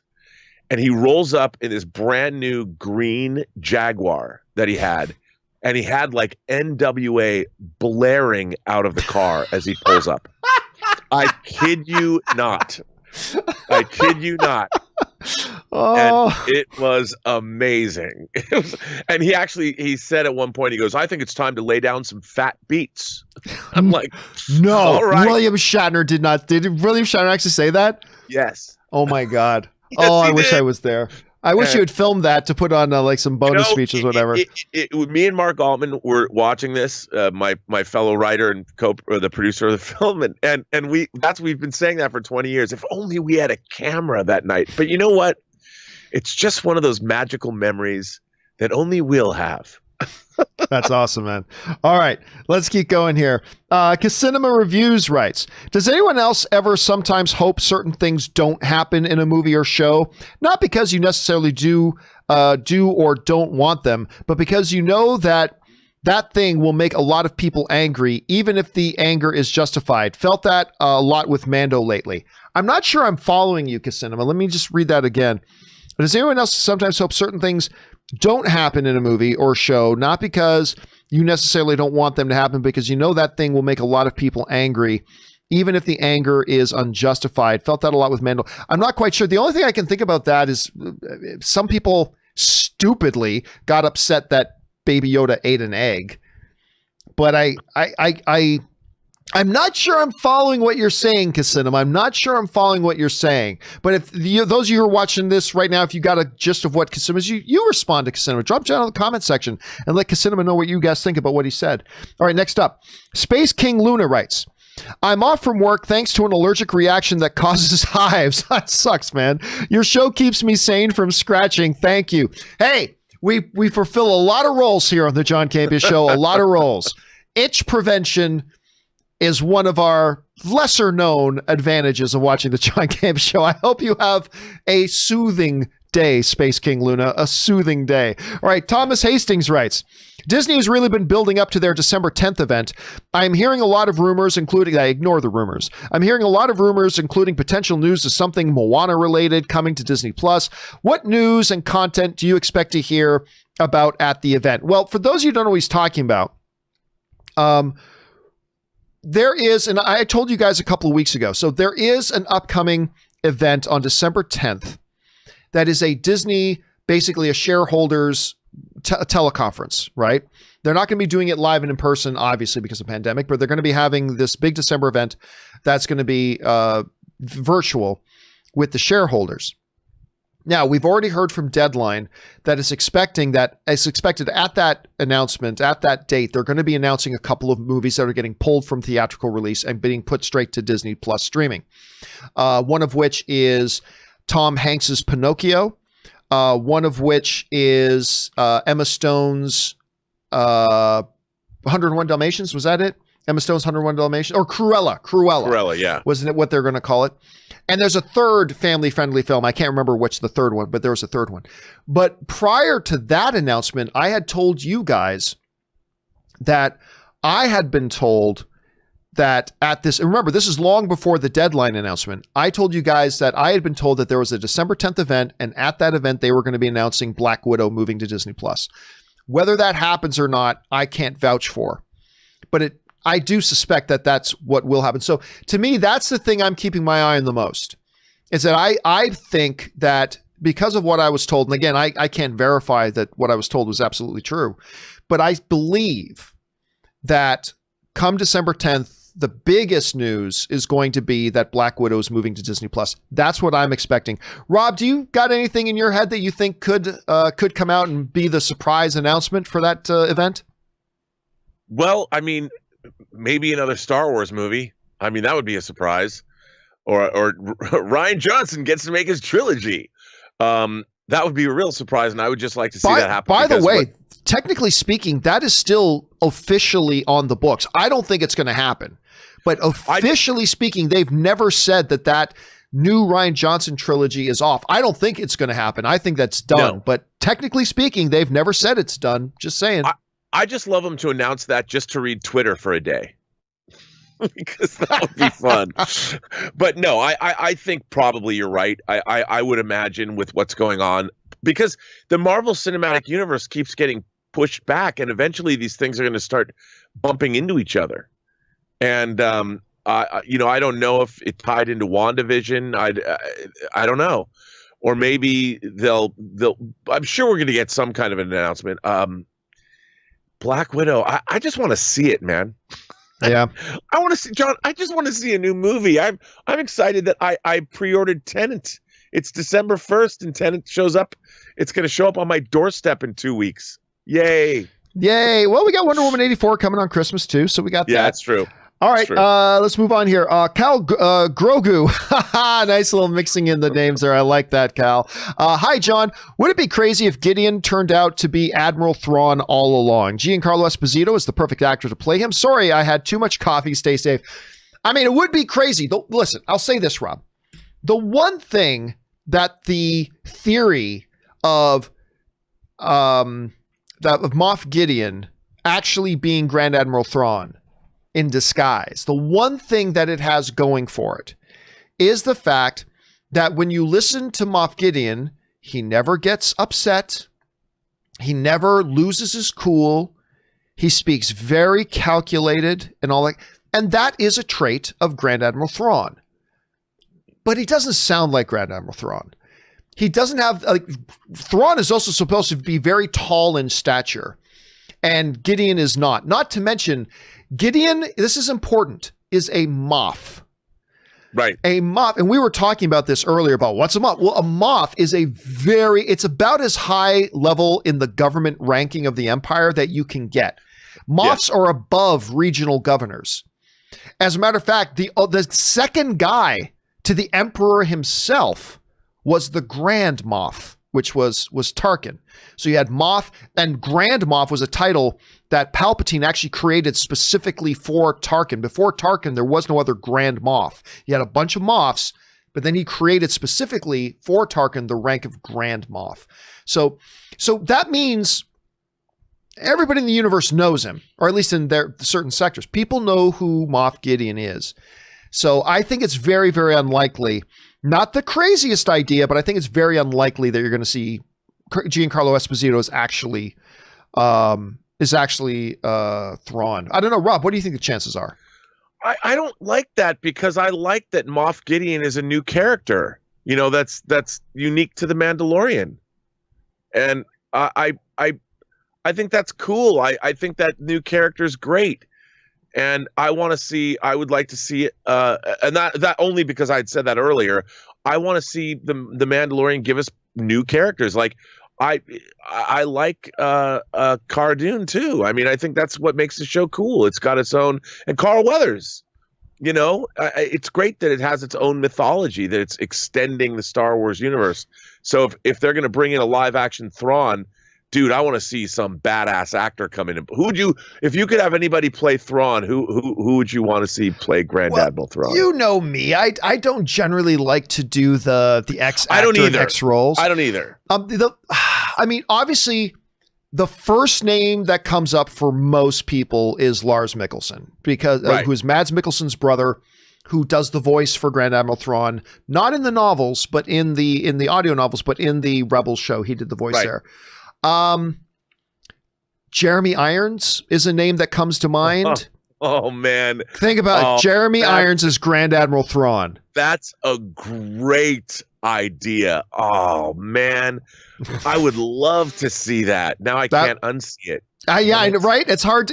Again, I don't like doing the whole X actor and X role thing, but if I had to pick one famous name out of a hat right now, maybe it would probably be Jeremy Irons. So we'll see. By the way, I just read the next question. Here's the next question. You had to have watched yesterday's show to get it. But the next question comes to us from Al Shohal Mahal. Who said my name? Beware my power. So for those of you who don't know what that is, if you weren't here on the show yesterday, what were we talking about? I think we were talking about Spider-Man, right? We were talking about Spider-Man having an Iron Man suit. Yeah. Right? And how that kind of bothers me. And I said, to me, that's like doing a Batman movie, except in the Batman movie, it starts with him finding this ancient crystal of power of Al Shahal Mahal. I just made up syllables, you know, and it gives Batman the Flash's speed and Shazam's strength. It's like, that's not Batman anymore. It's not Batman. But anyway, so he put in Al Shahal Mahal, who said my name, beware my power. Somebody's got to make a poster for me. There's some great artist watching this show right now. Please make a Batman movie poster with some kind of crystal of power and it says Al Shahal Mahal. Please make that for me. I would love to see that. All right. Thanks for sending that in, man. All right. Jesse writes, I'm kind of with you on My Hero Academia. Personally, as somebody who's not big into anime, I will say if you haven't seen One Punch Man, I would highly recommend that one, especially season 2. Similar premise, but Satayama's demeanor is much different than Deku's. Rob, I don't know I can't remember if you said you've watched My Hero Academia or not. Have you watched? Yeah. Yeah, so, I haven't watched all of it, but I like My Hero Academia and One Punch Man. Yeah, Ray, my brother-in-law Ray, he's gotten me into One Punch Man, so I've watched a bit of it. I kind of like it, but I finally, because everybody's been telling me to watch it, I finally watched the first season of My Hero Academia. And what I've said on the show is that while I like the world they've created, like 80% of the population has at least some form of quirk. I like that they call it that, by the way, the quirks. And most of them are very minor in power, but some people have really mighty powers. And I love the character All Might. I love that character. But I had a really hard time getting through season 1 because our two primary characters, besides All Might, is Deku and Ketchum, the bully kid who's got the firepower, right? They're unbearable to listen to talk. Like, they're unbearable to listen to speak because Deku is just constantly, he's always crying and everything's, oh my God. Like, it's like, and Ketchum is just like always the opposite. Rah, rah, rah, rah. And it's like just annoying to watch when the two of them speak. And like, which is way different than a show like Avatar: The Last Airbender, where sometimes Aang would sound a little childish, sure, but normally he would just speak normally, and I could get through it. But it was, I'll tell you, Rob, it was a struggle for me to get through season 1, and I'm not sure I'm going to watch season 2. Did you get into season 2 at all yourself? Does it get any better? I mean, I don't know. What do you think? I liked it. I don't, to be honest, I don't know how many I've watched, to be honest. I don't, but I like it. I mean, as it goes along, like any show, I think it really gets pretty good. I really like it. Maybe I'll have to try the first couple of episodes of season 2. Maybe I'll push into that. All right, next up, Tanu writes, what are the odds Grogu, sorry guys, around here we still call him Baby Yoda. What are the odds that Grogu eventually ends up at Luke's academy? And if so, would that imply he meets his end at to Kylo, since Kylo killed all the other ones? Or would Ahsoka's fear hold true and Kylo turns Grogu and joins him? Just random hypotheticals for you. Have a nice day. I mean, look, here's the problem with that, Tanu. You're building a hypothetical on top of a hypothetical, right? That's really hard to get into. Hypothetically, if Baby Yoda ends up at Luke's academy, and if he is still there when Kylo comes around, does then Kylo, it's really difficult to go down that kind of a spiral, like hypotheticals built on top of hypotheticals. I don't think he ends up at Luke's academy. That would be, Rob, you and I have talked about this. That would be kind of a common sense thing to do. I mean, Luke is out there. He's probably at the beginning stages of trying to reform the Jedi Order at this point. Yeah. It would make perfect sense that Luke shows up at this Jedi temple next episode, and it's Luke that takes Baby Yoda. That's totally a possibility, and it totally does make sense, but I don't think that's the direction they're going. So I don't think they're going to do that. Rob, what are your thoughts on that? Now that you've said that, dude, if the Mandalorian turned over the artist formerly known as Baby Yoda, turned over that individual to Luke Skywalker at the Jedi Temple, I would fanboy squee. Oh, so would I. I mean, come on. That would be like the ultimate in fan service. But then again, the question then would be, well, what happened to Baby Yoda in the sequel trilogy? Yeah, I mean, that's what, whenever you have these shared cinematic universes, this is the problem with shared cinematic and grander universes, is like, well, where was this person doing this? Like, everybody, when Ahsoka shows up, it's like, why wasn't Ahsoka helping the rebellion? It was like, well, because not everybody is everywhere at every moment. I mean, I don't know. This is always one of the big crossover things. All right, last question we'll do with Rob still here, because he's got things he's got to do. Grand Admiral Hanky writes, imagine Ahsoka learning about the existence of Luke Skywalker. Not only that, imagine her learning about how Vader died as the Jedi Knight she once knew. Can't wait for her miniseries and the whole Filoni-verse, for that matter. Love from Poland. Well, let's be clear. There is no Ahsoka Tano miniseries. Let's be clear. There is. Everybody's speculating there's going to be one, and it's very possible there could be one. I'm not saying there won't be, but as of right now, don't just keep expectations in check. Right now, there is no Ahsoka Tano miniseries.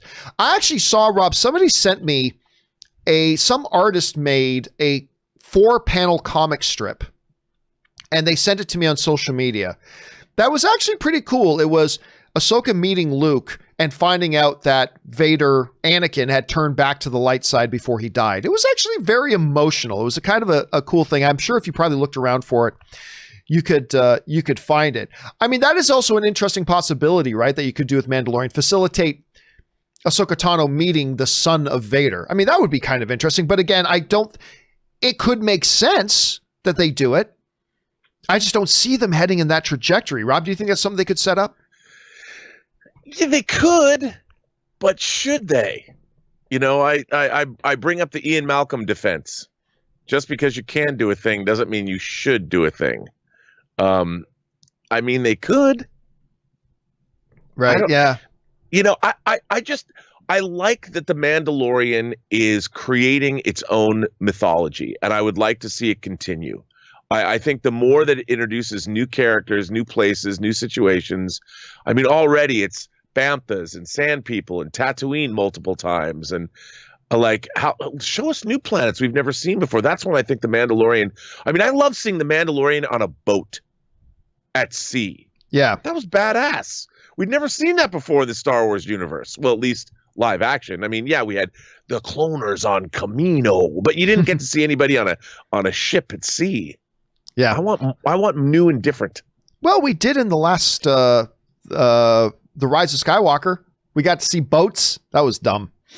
That was just dumb. Anyway, Rob, thank you for being here again, my friend. I know you got things you got to do, but in the meantime, where can people follow you and all of your predominantly fantastic adventures online? Well, you can find me on Twitter at BurnettRM, find me on Instagram at Robert Meyer Burnett or RM Burnett, or find me on my own YouTube channel, The Burnett Work. John, I've got to tell you, we now have, they came in the last 2 days, our film festival that we've been running, we have over 60 entries. And amazing. You are a judge. You are a judge. So yes, I am. On December 26th, I'll be sending you those films to watch of the semifinalists. And I'm so proud of everybody. Over 60 movies. Wow. That's amazing. Anyway, dude, thanks for being here, and we will talk to you again tomorrow, my friend. Have a good one. All right, ladies and gentlemen, that is the great Mr. Robert Meyer Burnett. We still got some time here, so let's keep going through the rest of your questions. Kara Black writes, one of the details people apparently seem to be forgetting with Mace Windu is that they showed Yoda feeling his death through the Force right after Palpatine Force pushed him out of that window while he was being electrocuted by Force lightning. He's dead. Possibly, but there is nothing officially, like Yoda, you could be saying, because there's nothing in it. Yoda didn't stop and go, oh, I just felt the death of my friend Mace Windu. If you wanted to play around with it, you could say Yoda was just could have felt the tragedy of the turning of Anakin Skywalker, or he felt the overwhelming, just the dark side prevailing, or something like that, right? Look, really, it's probably he felt the death of Mace Windu. That is probably it. I'm just saying if they wanted to find some kind of, semantic way around it, they could say, no, what Yoda felt was this pivotal moment of Anakin turning to the dark side. I mean, that could be it. Not likely, but you're right. It could be. It could be. We just got to keep that in mind, Kara. All right, next up. Let's see. An anonymous viewer writes, welcome newcomers. The tradition of Festivus. Oh, I love one of the greatest things ever in Seinfeld. The tradition of Festivus begins with the airing of the grievances. I've got a lot of problems with you people, and now you're going to hear about it. And followed by, don't forget what comes later, feats of strength. Feats of strength comes after the airing of the grievances. One of the greatest moments ever in Seinfeld. One of the absolute greatest moments ever. Festivus for the rest of us. I love it. All right, Seth L. writes, hey crew, since it's the cool thing to talk about Zack Snyder, which video game property would you like to see him take on out of the three? Mortal Kombat, Gears of War, or God of War? Thanks. I don't like doing which director X thing, but I guess if you put me on the spot and said pick one, I don't think Zack has the narrative sensibilities to do a God of War. That's just almost Shakespearean, so I don't think that's the right fit for him. Mortal Kombat, though, because he's such a visual storyteller, because Zack is just so great at telling stories visually, Mortal Kombat is a lot of bombastic imagery as well. So that might be one. So if I had to pick one out of the three, I think Mortal Kombat would probably be the best fit for him. Ronan writes, will you eventually bring in one or some of your Collider colleagues or employees as guests? Just curious. No, that's not going to happen. Now, look, I had the magnificent Dennis Zen in here one time. I mean, he had a day that he had free, and I said, come on down and do this thing with me just because I miss doing stuff with Dennis. I've been working with Dennis for over a decade. Like, I've worked with Dennis for over a decade, long before Collider was a thing I've worked with. Long before AMC, I worked with Dennis. So I had him in once. But look, ultimately here, listen, I have no desire to try to create Collider 2.0. And that was really important to me, especially when I got my channel started, I said, you know, one of the things I'm going to avoid for a long time, I wouldn't even say the name Collider, because I wanted to be very clear. There's no association between me and that. That is a thing. That was a chapter of my life and career that is closed. And I was trying to create kind of a new thing. I wasn't trying to create Collider 2.0. And so I have primarily avoided doing anything like that. Like me and Christian we were going to do the Star Wars thing together, which I thought was appropriate, but you know, scheduling and all that stuff got in the way. So we ended up having to pull the plug on that. Not to mention he had that new partnership. So we had to pull the plug on that pretty quick. But other than that, no. Again, that's not me making any disparaging kind of implications about people who were at Collider. Not at all. But it's just, no, this is, I'm moving forward. I'm not moving backwards. This isn't Collider 2.0. So no, the answer to that is no. All right. Garden Variety Vagabond writes, I love that name, writes, Deadpool and Deadpool 2 are now on Hulu. Not sure when that was added. I didn't know that. I did not know that Deadpool and Deadpool 2 are on Hulu now. I mean, it makes sense. That's what we've always said. Disney wanted Hulu for a reason. And that is, I guess I can take this off now. That is the place. It's always funny to see the line in my head where the headphones were. That is the reason they wanted Hulu. They want to have a place to put the R-rated content, right?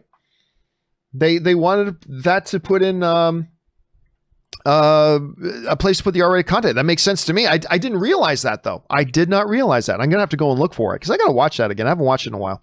Ryan Lohner writes, while looking through David Prowse's career, I found out Star Wars was actually a reunion for him and Peter Cushing, who played Frankenstein and I didn't know this, and the monster in some Hammer films. Vader breaking out of the slab in Episode 3 might even be a reference to that. I don't think that was a reference to that. But then again, I say that having not realized that him and Peter Cushing had done that together. Maybe it was. You know what? The more I think about it, that's not a bad theory. I still doubt that was the case, but when you think about the awkwardness of, oh, no, and the way he comes, you know, maybe it was. That's an interesting theory, Ryan. I'm gonna keep an eye out for that next time I watch it. Let's see. Dragonborn Druid writes, just finished watching your documentary. Thank you for watching my documentary. Thought it was missing something. Your epic rant about the Logan Hurt song trailer. One of my favorite clips of yours while at Collider. Seriously, though, congratulations on the film. I like seeing Robert Meyer Burnett and Ann as producers. Yeah, Robert and my wife Ann were associate producers on it, which was great. Yeah, listen, I've had a lot of people say, why didn't you talk about this trailer? Well, because the movie isn't about, let's just talk about our favorite trailers. That's not what my movie was about. And the other thing is, like, you got to remember, I didn't tell people what to say in my movie. If somebody had brought up, because you know the Logan trailer with the Johnny Cash cover of Hurt on it is like one of my all-time favorite trailers. But nobody brought it up. And I wasn't going to force my own stuff in it. You know, everything in it was stuff that these people just brought up and talked about. And that was important to me. Like, I wrote the questions and I wrote the scripting for the narration and all that kind of stuff. But once I wrote the questions, I just left it up to the people we were interviewing to talk, whether it was the people who make the trailers or directors or reactors or whatever. So that was something. So I've had a few people say, John, you love that trailer, that Logan trailer. Why didn't you put that in the movie? Well, because it didn't come up. So that's just one of the things. There are several things I would have, like if I had interviewed myself for movie trailers, A Love Story, there was a number of trailers I would have put in there, but you know, they didn't come up, so they didn't come up. But thank you for checking it out, Dragonborn. I appreciate that. All right. Topher Rocks writes, love the documentary, John. Thank you, Topher Rocks. I appreciate that. Great work. Do you see big name A-list actors lining up to play Joel in HBO's The Last of Us series? He is such a tremendous character in the games. Listen, what a lot of people always forget about is actors get paid to act. They all want gigs that pay, right? I still remember one of my favorite interviews ever was with Michael Douglas. I was sitting down with Michael Douglas and Paul Rudd, and I had this exclusive like one-on-one with them, or one-on-two as the case may be. And I remember I asked Michael Douglas, hey, actually, let me see if I can find this. I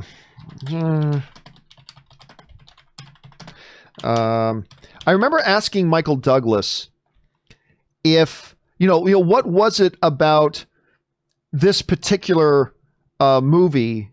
I can't find it right now. That's too bad. I'm just dying to see if I can find this. I have to find this. At any rate, I remember asking Michael Douglas, what is it about, this particular thing that made you think about doing a comic book movie, right?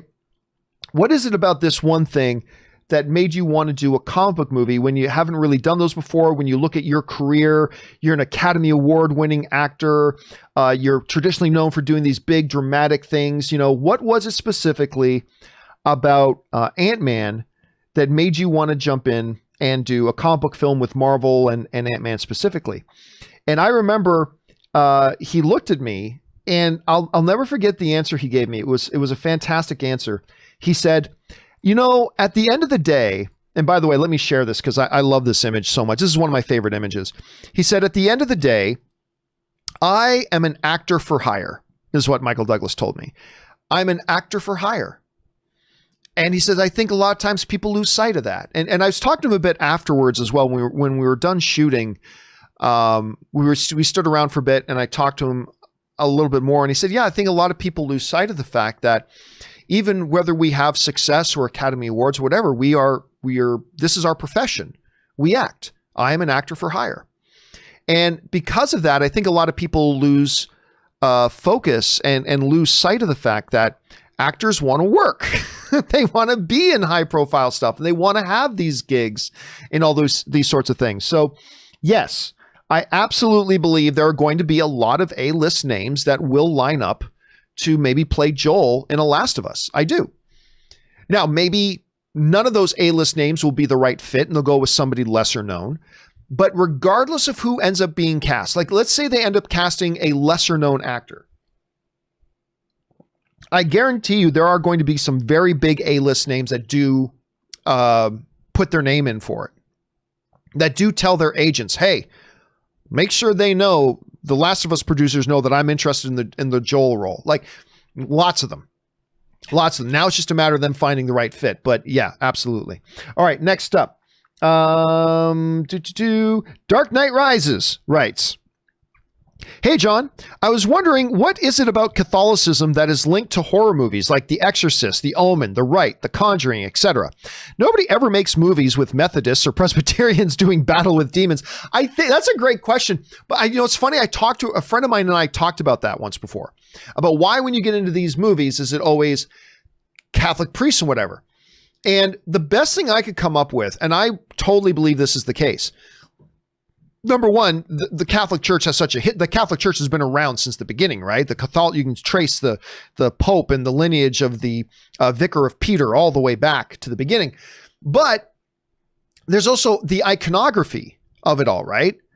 The sight of the Catholic priest in the black with the white collar, and there's an iconography to it. So certainly not every movie about possession has had them, but there's a visual element to it being a Catholic priest who is a part of an order that has been around. There's just something more mythic about it, I think. So I don't know for a fact that that's the case. It's a great question, but that's why I think more times than not in these like possession movies and whatever, that they'll use Catholic iconography just because there's a deeper history to it. And it's just more visually resonant with the audience. You know what I mean? I think that's important. I think that's why they probably do it. All right, next up. Dark Knight Rises also writes, hey, John, wanted to know your thoughts about Joseph Gordon-Levitt. I haven't seen much of him. Really enjoyed him in Dark Knight Rises 750. That's the one where he's the pilot recently. And now Trial of Chicago 7. Joseph Gordon-Levitt's fantastic. I mean, absolutely fantastic. And, two of my favorite movies of his are ones that don't get a lot of talk. Oh, one is 500 Days of Summer. And the other one is, I want to make sure I get her, is Don John. Not Don Juan, Don John. If you haven't seen Don John, let me see if I can pull up an image for it. It was great because Tony Danza played his dad in it. I want to see if I can find a poster for it. I can't find the poster, but anyway, he's in it with Scarlett Johansson, and he plays this dude who's a complete sex addict, and he's addicted to porn and all this kind of stuff. It's great. I actually had Joseph Gordon-Levitt come into my studio to talk about this movie he did, Don John, and then I got to go in and be the moderator for the live audience Q&A with him.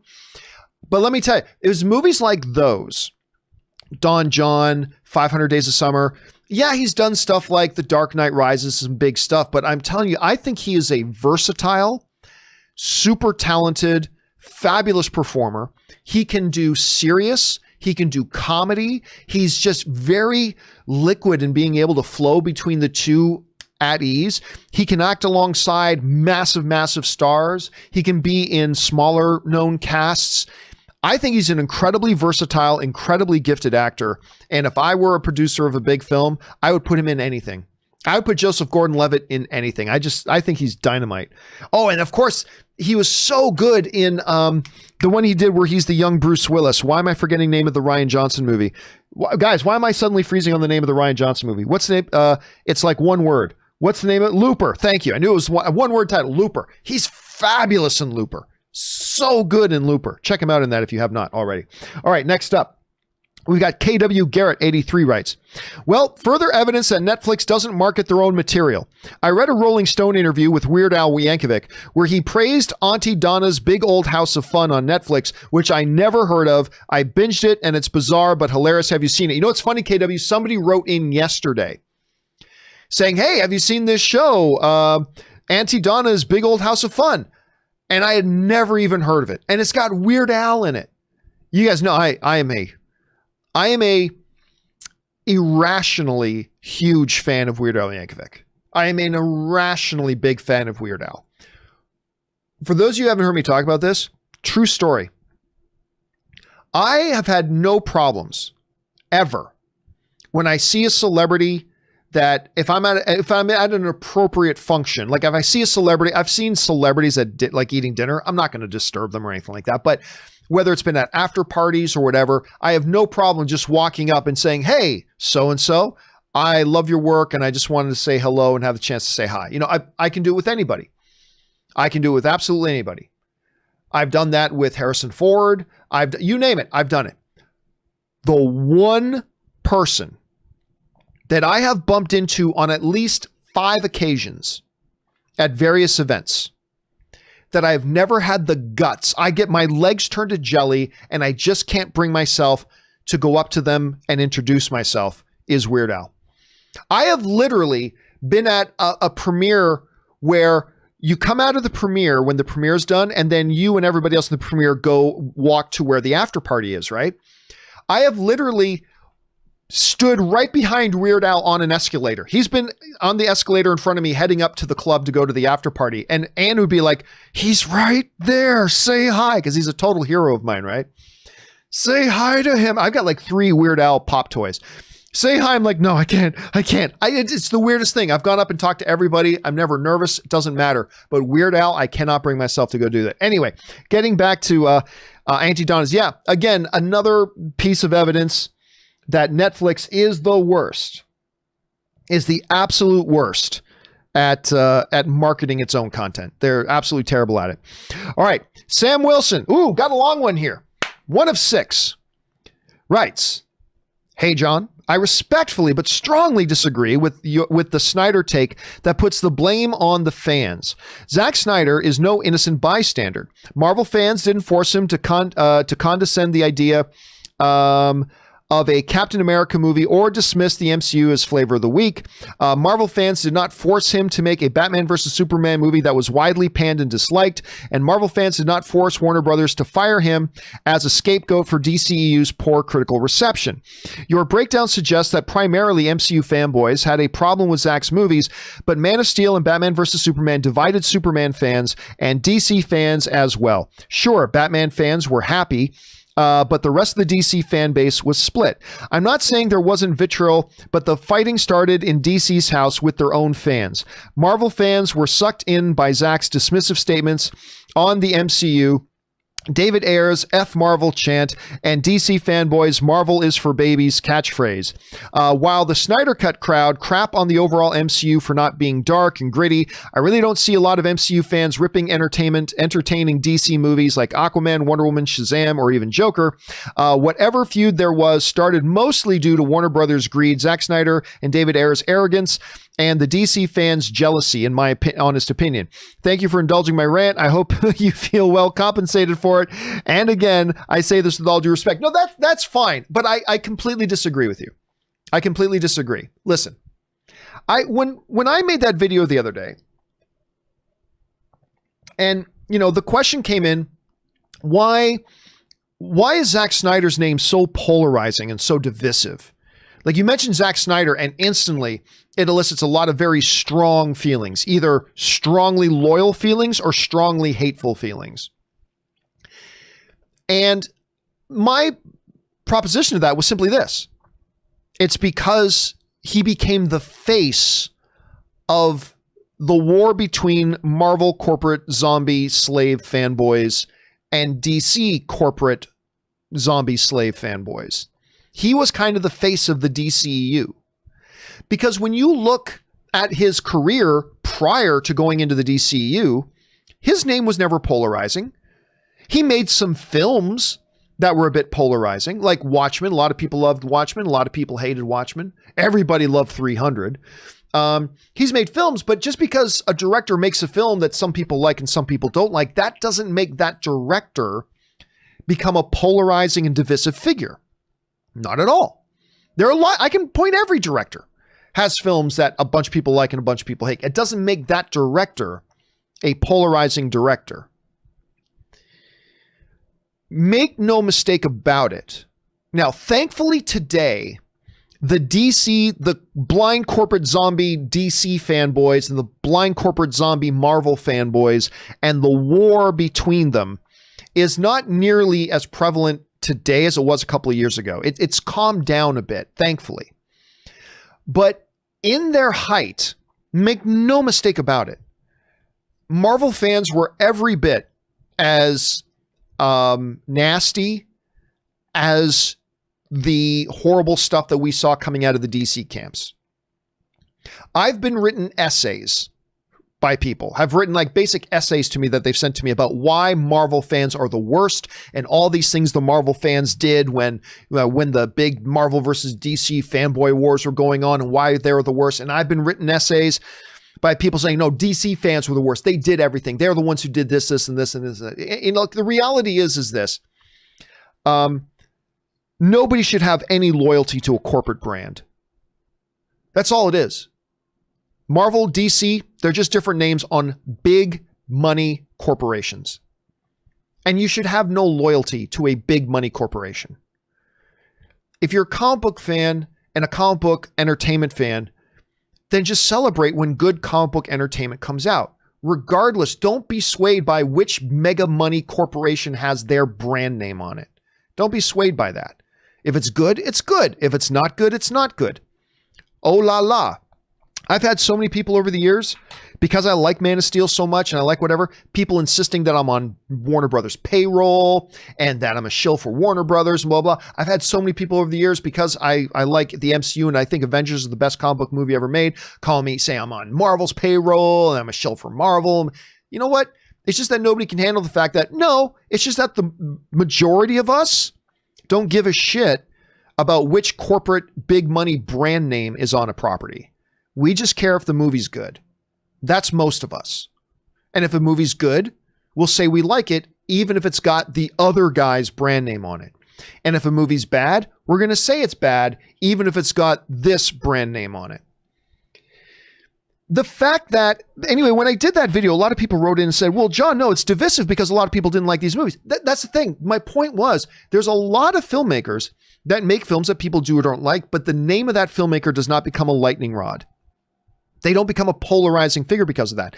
And again, Zack Snyder himself, prior to entering DC, made some movies that people liked and didn't like, but it didn't make his name a polarizing or divisive name. Had he not been in the DCU and had it not been in the throngs of the war between MCU fans and DCU fans and all that kind of stuff, Zack Snyder's name would not be a polarizing name. He would be another filmmaker who makes some good movies, makes some bad ones, makes some that people are mixed on, just like almost every other director out there. But his name in and of itself would not become a polarizing lightning rod. That happened because he happened to be involved and became the face of one of the sides in the midst of the vitriol fanboy wars that a lot of people got caught up in, but he became the face of it. And I still stand by 100% that were it not for that fact, that would everybody love all of his movies? No, but not everybody loves anybody's movies unless it's, Chris Nolan. But even then, some people don't like Tenet, so there's that too. Every director has those days. But yeah, you're never going to convince me that had he not done Man of Steel and Batman versus Superman, that his name would be as polarizing and divisive as it is. Because Watchmen proves it. Watchmen was a movie that a lot of people liked, a lot of people didn't. But the name of the director never became a polarizing name, just because a movie some people liked, some people didn't. It was the DC Marvel thing. That's what made him such a polarizing figure. And it's really made people dig in their heels. Right? It's really made people dig in their heels. And, it's Zack Snyder, it sucks. Or no, it's Zack Snyder, it's awesome because he's the face of what they like. It is what it is. It is what it is. And I've yet to hear a compelling argument to suggest otherwise. Had it not been for the DC Marvel thing, he would not be as polarizing of a name as he is. It's something that he involuntarily, through no fault of his own, kind of got swept up in. And anyway, that's just the way I see it. You have a different point of view on that, and that's totally cool. That's what we're here. We're here to discuss different points of view. So I'm glad that you sent in your point. It wasn't a rant at all. I think you laid out why you're thinking the way you're thinking of it very well, and I'm glad that you did. I don't agree with it, but we're not here to tell each other things that we both agree with. We're here to express different points of view, and I'm glad you expressed yours. So thank you so much for that, Not Sam. I really appreciate that. All right, guys, listen. We have run out of time for today. There were still more questions to come. We've got Dwayne Jackson. We've got 3T Medias, a bunch of them. We got Elliot B. Don't worry, guys. We will start off tomorrow's show. When we get to the live questions part of tomorrow's show, we'll start off with yours. If you sent one in, it's going to get answered live on the video. So just make sure you tune in and watch that show tomorrow. Guys, that'll do it for this installment of the John Campea Show. Thank you so much for being here. Just a reminder, don't forget, if you haven't done so already, go ahead and click on that subscribe button. Become a subscriber to our YouTube channel. It'll keep you up to date on all the things we've got going on here. Special thank you to all you guys who did send in those live questions because, number one, you gave us great fun things to talk about. But number two, you supported this channel while you did it. And all of us here, thank you very, very much for that. Guys, please remember to do the four main things. Stay smart, stay safe, take care of yourselves. And for the love of God, please take care of the people around you. That'll do it for me for now, guys. Thanks a lot for being here. My name's John Campea, and until tomorrow, bye-bye.